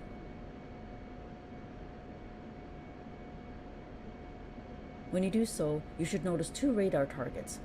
They will start as search targets, small solid boxes, that should turn into track targets, large solid boxes. Once this occurs, press the spacebar to continue. It has indeed occurred. Contact bearing 239.35. 2. Contact bearing 237.35. 3. Contact bearing 242.435. As you fly towards the targets, press TMSR, Contact bearing toss stick TMS right. 244.35. This will change both tracks to system tracks, large empty boxes. System tracks will be used to guide the AIM-120s after launch. Use TMSR again to bug the closest target. This will select it for an AIM-120 shot. As the bug target enters max fly-out range, shoot the missile.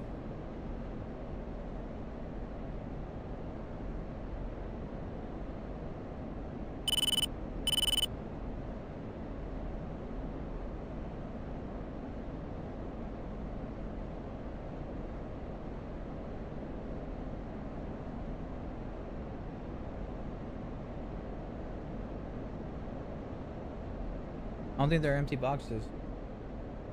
Yeah, they're not large empty boxes.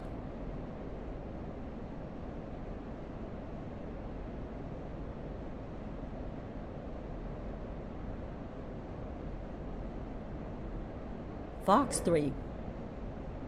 Quickly press the TMSR again to select the next target. Shoot another AIM-120 at the second target. Fox 3. I'm pretty sure that's going to the exact same guy.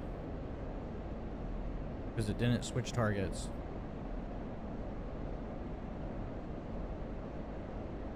Okay, is my shit just bugged or something? Am I just retarded, or... Good She said kill. they were supposed to be empty boxes, and they Well, targets weren't got empty past the cap. boxes. Training terminated.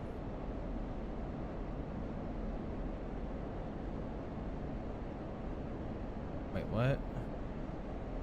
Reset to 80. Okay. I guess that's your point. This will be a Link 16 enabled engagement. On the right console, check that the MIDS LVT switch is on. It should all next, using the right MFD OSB 13, set the right MFD to the HSD page. Magic 11 and E3 AWACS is on station and providing a Link 16 picture. Finally, increase HSD range to 120 nautical miles.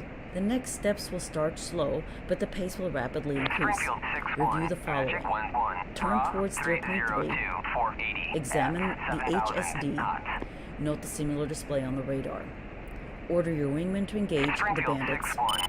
UHF comms F1, F1, F3. See which target your wingmen bug on the HSD and radar. When ready, press the spacebar to continue. 304, 480 at 7,000 knots. On the radar, place your cursor near the targets and press TMSR a couple of times to select an open target. When in range, shoot. Press TMSR again to pick another target. Check the HSD to coordinate with your wingman. Shoot again. Good luck. Flight. Engage bandits. 3. Affirm. 2. Roger. 2. Engaging bandit. 3. Engaging bandit. 3.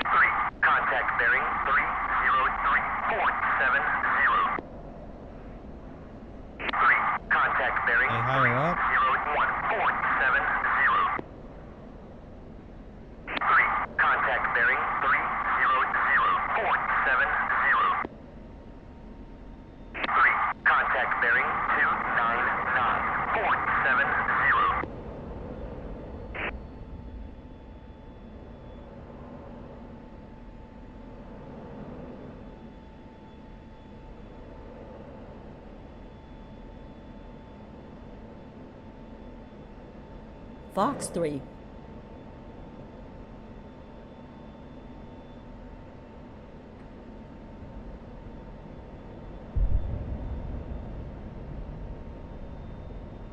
Well, that missile was sent way too early. We all know. Springfield 6-1, Magic 1-1, Bra 301, 450 at 7,000 knots. Springfield 6-1, Magic 1-1, Bra 300, 450 at 7,000 knots. Springfield Fox 6-1, 3. Magic 1-1, Bra 297, 445 at 7,000 knots. Fox 3. Springfield 6-1, Magic 1-1, Bra 295, 445 at 7,000 knots. I can see it selecting the different targets down there. I don't think any of them actually doing what they supposed to be doing. Don't know.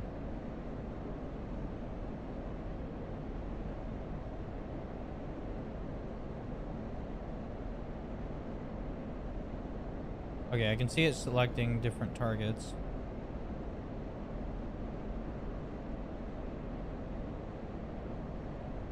Guess it'd help if I was actually closer to the targets. I don't have voice attack enabled. Or I just that. So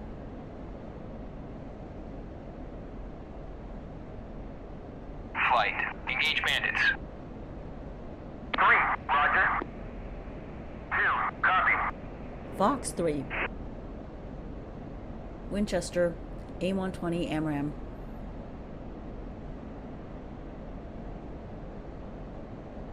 2, Fox 3.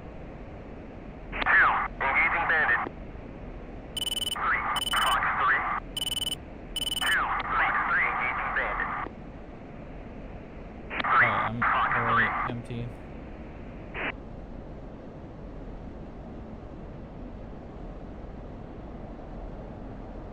Springfield 6-1, Magic Good 2, kill. Class 1. Doing it the old-fashioned way, boys. Springfield 6-1, Magic 1-1, Merc. Splash the Down target. bandit, 1 o'clock. 3, Splash the target. 1-2, Class 1. You got him all, sadly. Good Just kill. block that guy as he goes. Block.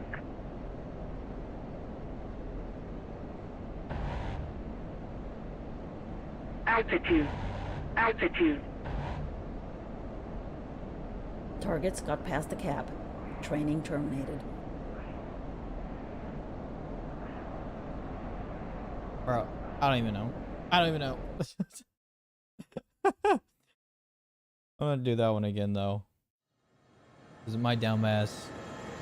Like, yeeted 90% of my missiles before we even got in range, like an idiot.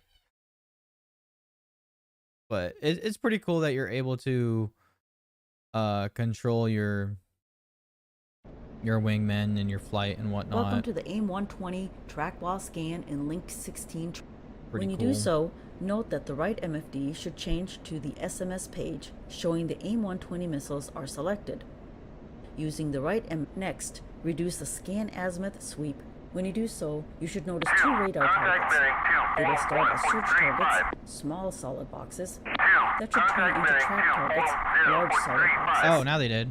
Okay. Once this occurs, press the spacebar to continue. As you fly towards the targets, press TMS-R, HOTAS stick TMS right. This will change both tracks to system tracks, large empty boxes. System tracks will be used to guide the It was AIM-120s long, it wasn't after short. launch. Use TMS-R again to bug the closest target. This will select it for an AIM-120 shot. As the bugged target enters There you go. max fly-out range, shoot the missile. I don't even know. I don't even know, bro.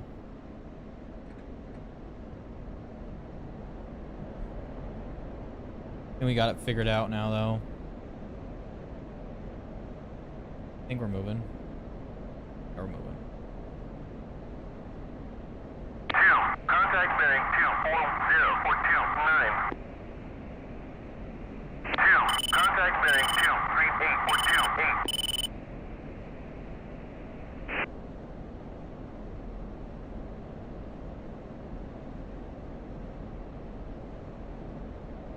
Yeah, I think tomorrow I'll go through all my keybinds. Mess around a bit.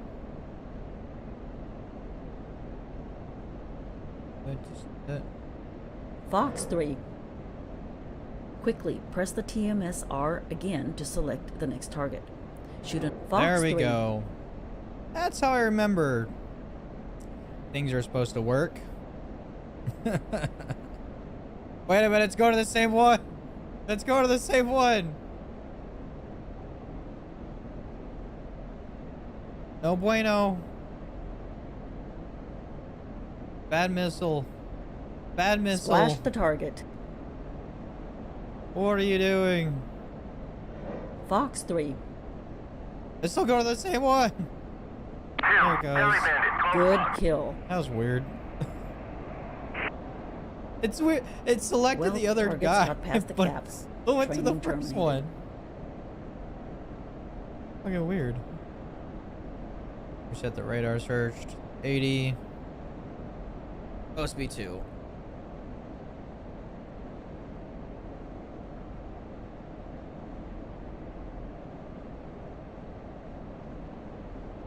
This will be a Link 16 Earl. enabled engagement. On the right console, All right. check that the MIDS LVT switch is on. It should off next using the right MFD OSB 13, Magic 11, and E3 AWACS is on station and providing a Link 16 picture. Fine, the next steps will start slow, but the pace will rapidly increase. Review the following. Turn towards 0.3. I have played Squad. Examine Star the Wars HSD. Squadrons. Note the similar display on the radar. Order your wingman to engage the bandits. UHF comms F1, F1, F3. See which target your wingman bug on the HSD and radar. When ready, press the spacebar to continue. Okay, so Springfield 6-1, Magic 1-1, Bra 306, 480. On the radar, at place your cursor 6,000 near the knots. targets and press TMSR a couple of times to select an open target. When in range, shoot. Press TMSR again to pick another target. Check the HSD to coordinate with your wingman. Shoot again. Good luck.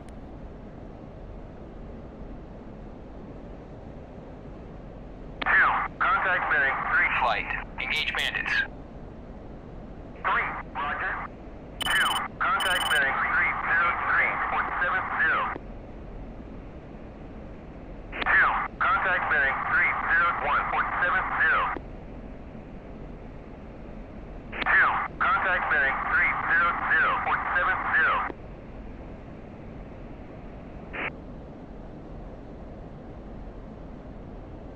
still not in the range. Like maybe we are, and I'm just retarded. But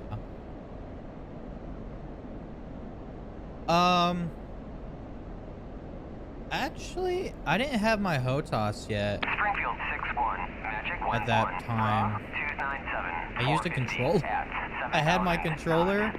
and then I had my Oculus Quest.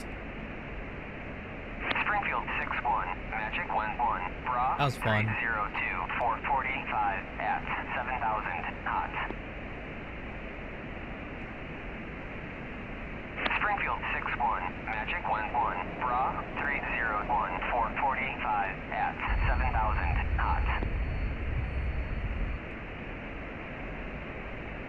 Springfield 6-1, Magic 1-1, Bra 299, 440 at 7,000 knots.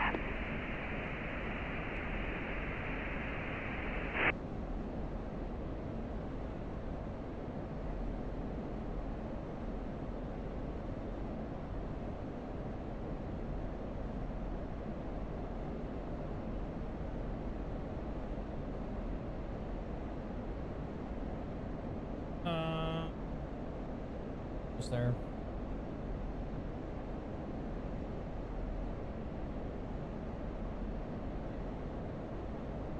It was like a fun like single player like story, to be honest, in my opinion. Really liked it. Cool. Alright. Dickheads. Engage bandits. Flight. Engage bandits. 2. Affirm. 2. Fox 3. 3. Lot 2. Fox 3. 2. Engaging bandit. 2. Fox 3. 2. Engaging bandit. 2. Fox 3. I want to at least kill one of them with a gun. 2. Splash the target.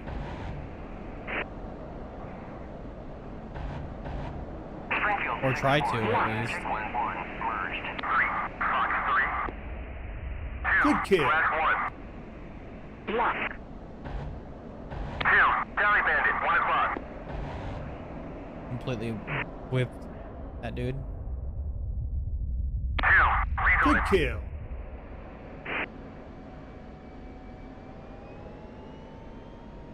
Block.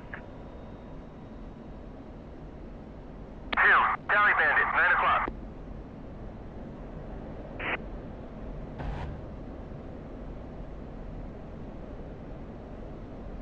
Splash the target. Dude, I'll watch that missile just zoom in.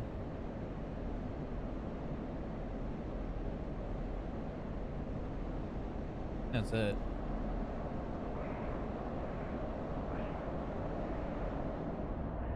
Yeah, that sounds Targets about got right. past the cap. Training terminated.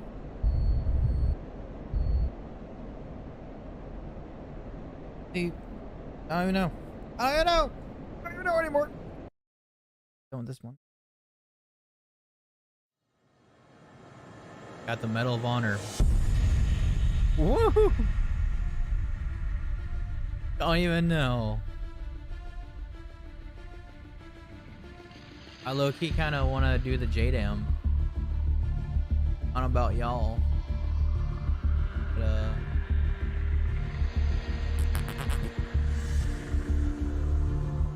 yeah. JDAM.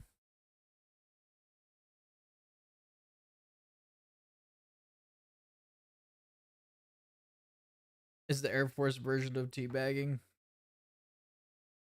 The hell if I know, bro.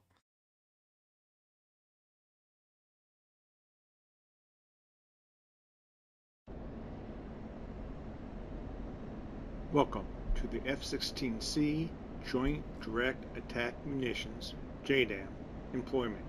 See how everyone else Begin at 12,000 feet MSL, heading for your target. You are in active pause. Your aircraft is configured as it would be for this portion of the mission. Master arm is on. What y'all playing now? Air to ground is selected. I'm such a camper. Steer point 1. Are y'all target playing one COD? Is set. Yeah. Autopilot is set to Everyone altitude is? hold, steering select. Unless Might otherwise have to join indicated, y'all on that. most of the highlighted button presses and It's spacebar hardcore. presses will Yeah, I'm okay with that. immediately forward the lesson to the next step. Might come join y'all on that. On your first a bit. time through the training, it How is much longer y'all recommended gonna be that playing you COD? listen fully Just to started. each set of instructions before Sounds good. taking the action. Yeah, I'll that be will there move in the a lesson forward. little bit. When ready to continue, press the spacebar. Right. I'll just be in here, but I'll be deafened. Okay, moving on now. Gonna On play the some right COD with them MFD, later.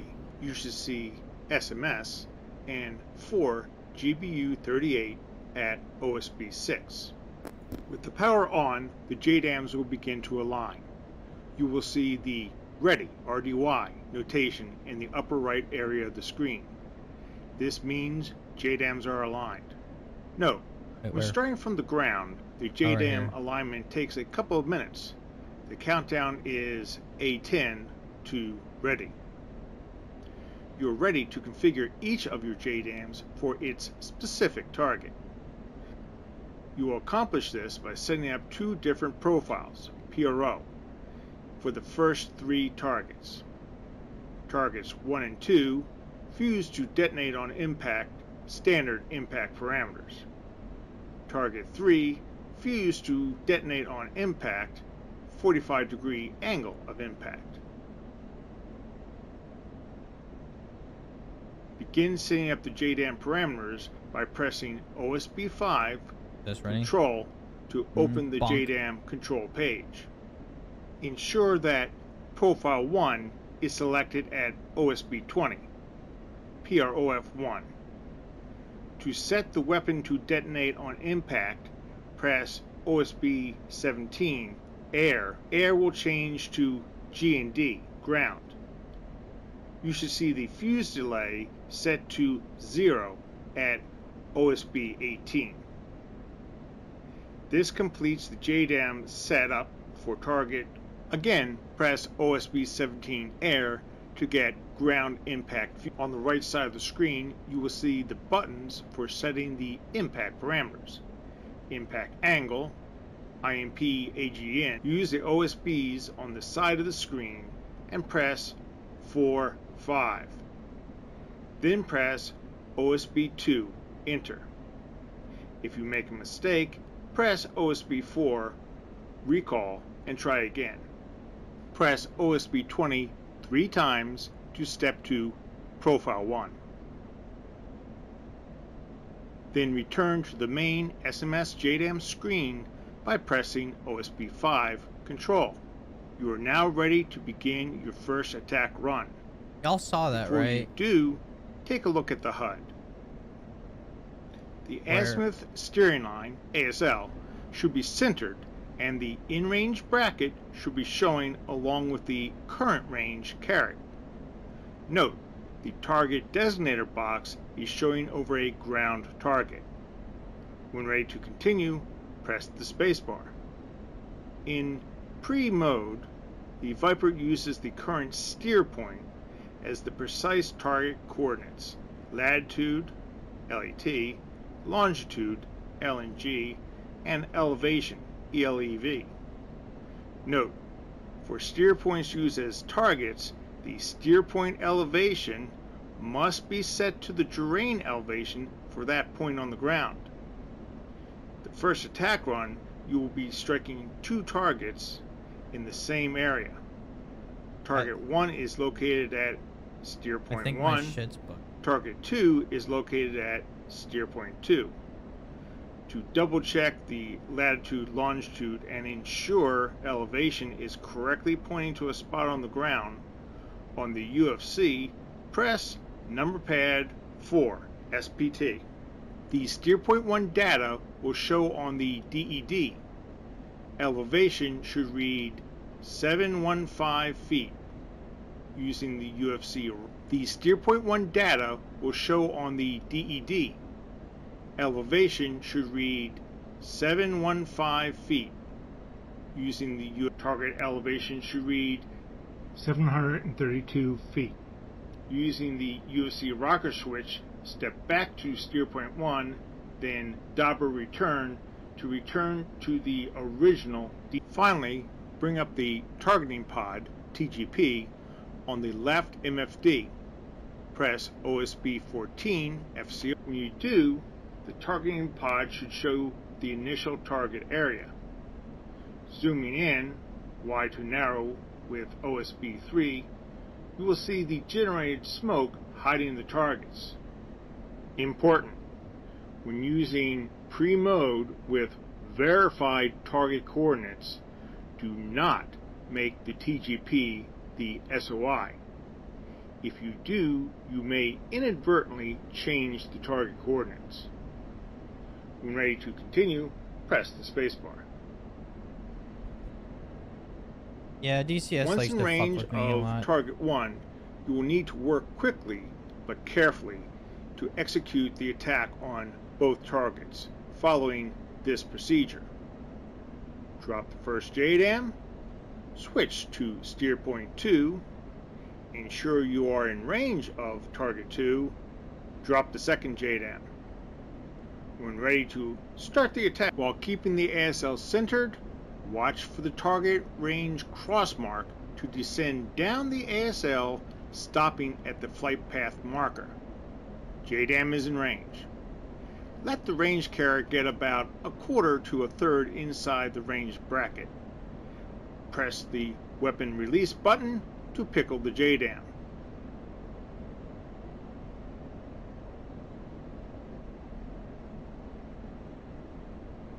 JDAM away.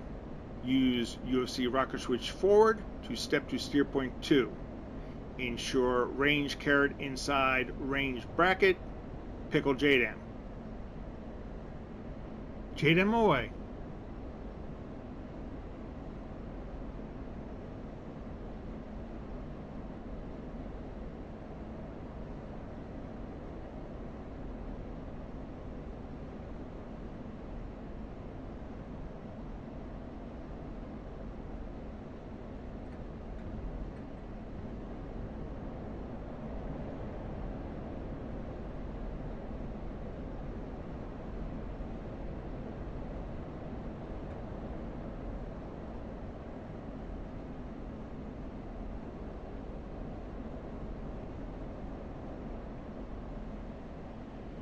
You are in active pause as the JDAMs fall towards their targets.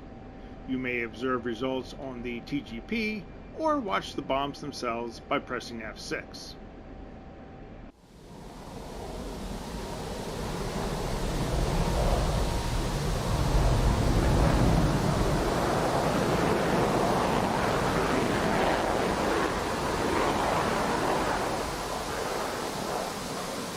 We'll see.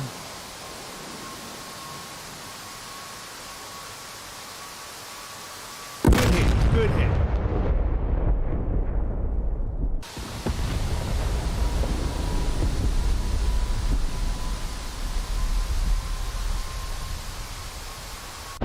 JDAM impact, assessing damage. This attack run will use a JDAM in visual VIS mode. Target 3 is an A-50 AEW aircraft on the cargo ramp at Sukumi Airfield. Its exact coordinates are unknown, and a no-strike cargo aircraft, a L-100, is also on the cargo ramp. The target steer point 3 coordinates are set for the center of the cargo ramp, HUD diamond. The procedure for employing the JDAM in visual mode: move the target designator on the HUD over the desired target. Designate the target. Press HOTAS TCD depress. Note, at this point, the TCD depress.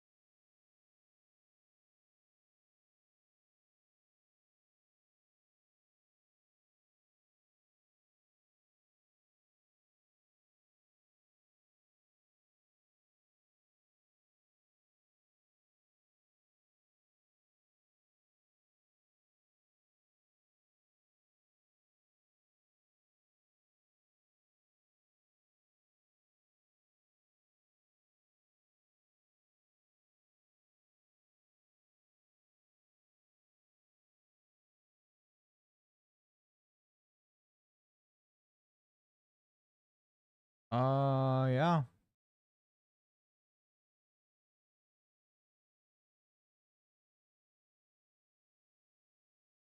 Yeah. TC. Maybe target designator.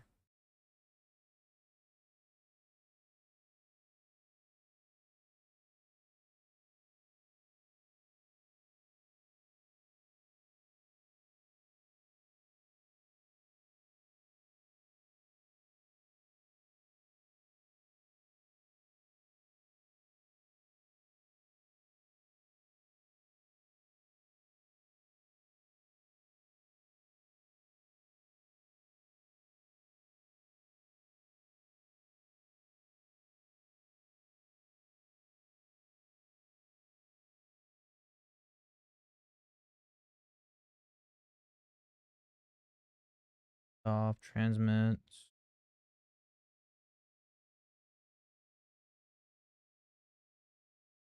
Auto grip, maybe.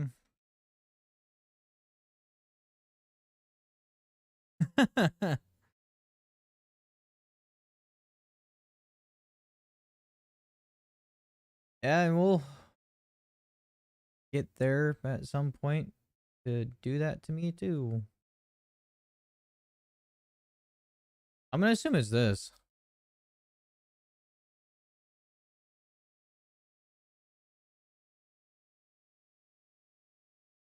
I mean, that's the only thing I see that's depress. So Target designator on the HUD becomes ground stabilized. Continue to refine the target coordinates with the target designator. Release Pickle the JDAM. Press the spacebar to continue. yeah, it says HOTAS TCD depress.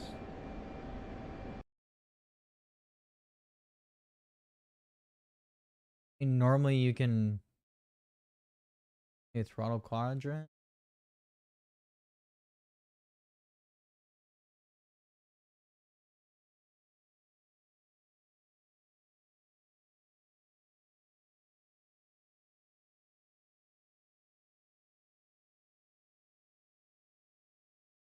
There's a throttle cutoff, weapon release, depress, which I already have.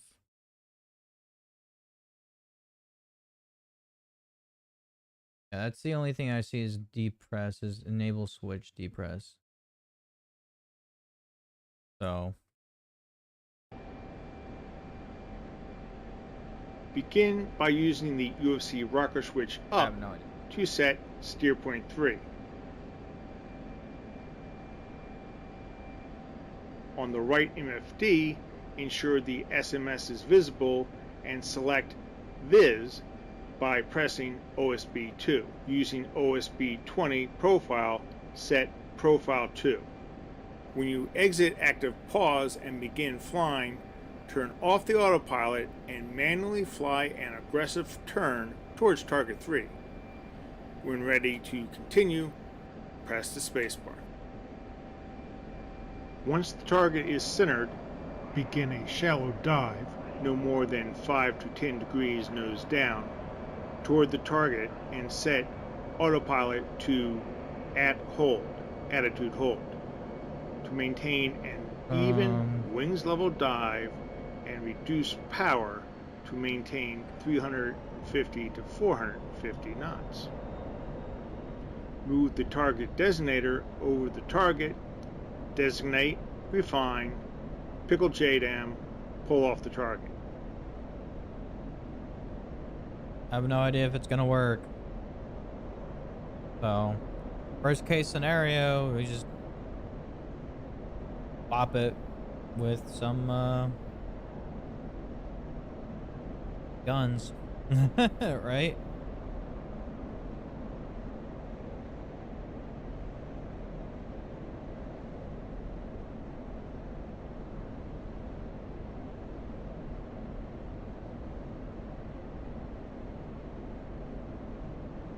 Maybe your ISP or thrust weight ratio.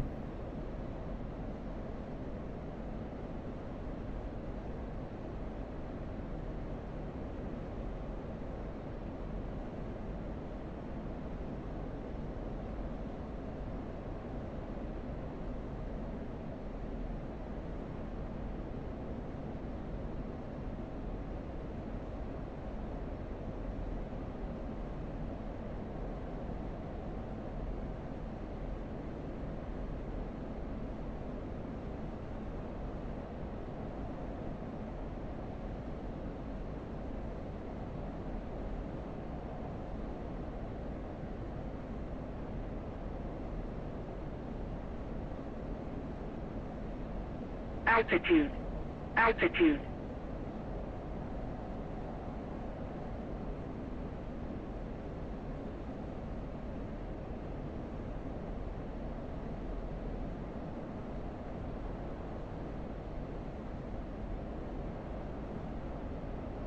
Pull up. Well, That didn't work as planned, did it? Yeah, it said Viz, but like I have no idea what the hell the PCD is called.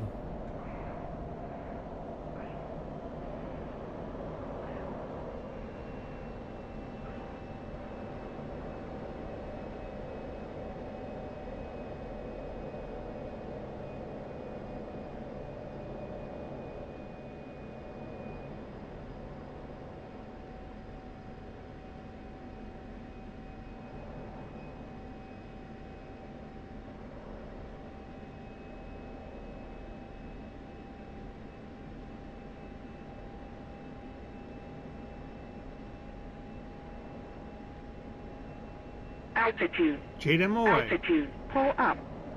I had to use my TMS.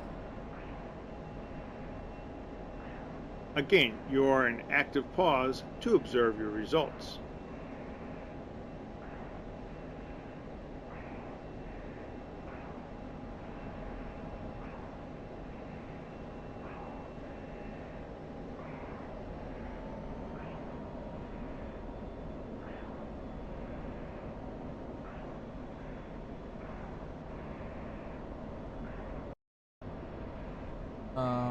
Or JDAM impact, assessing damage. a little late on that JDAM impact. Wouldn't you say?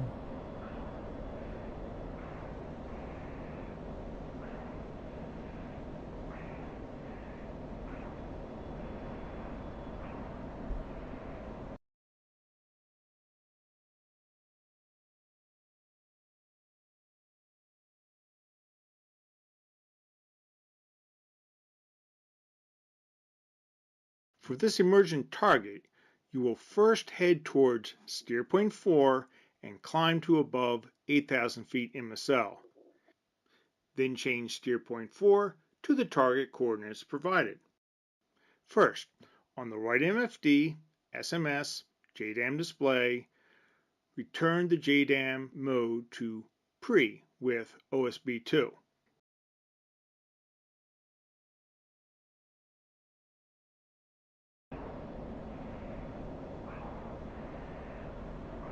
Next, press UFC rocker switch up to set steer point 4.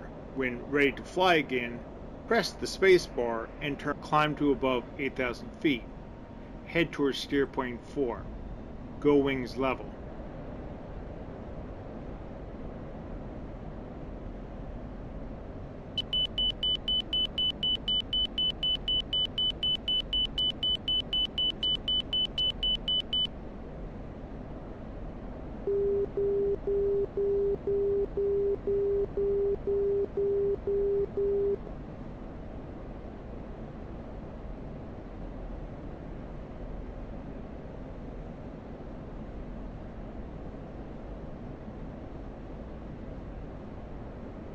You are in active pause as you program the target coordinates. On the UFC, press 4 STPT to bring up the steer point. You're already using steer point 4. Double down to lat. Enter latitude coordinates by first pressing the keypad 2N to set northern latitude. Then enter 4, 2, 3, 5, 5, 7, 2, followed by enter ANTR. Warning.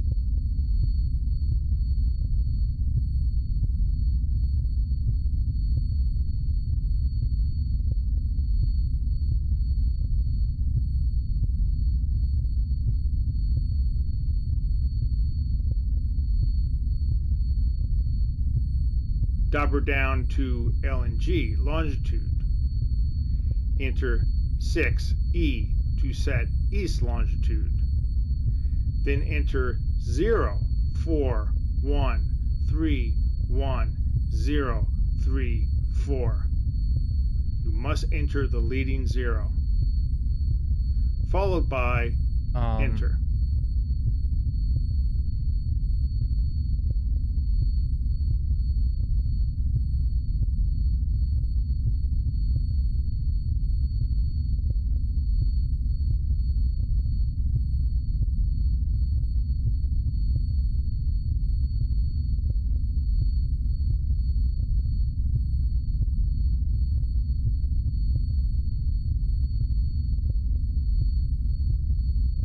have G-locked myself.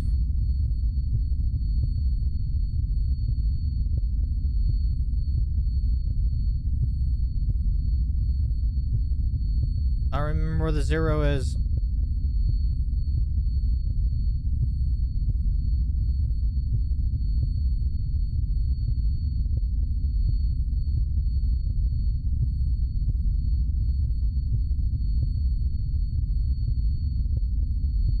Bingo. Bingo. Okay. I think I'm DCS for the night. I ain't gonna lie. I think I'm gonna work on my keybinds some more, as well as my sensitivities and whatnot, so we can actually start doing some things. But anyways, everybody, we are gonna end this stream here. We're gonna go play some Call of Duty with some of my friends and go from there. So anywho's, I hope you all enjoyed and hope to see you in a couple of minutes. Bye bye.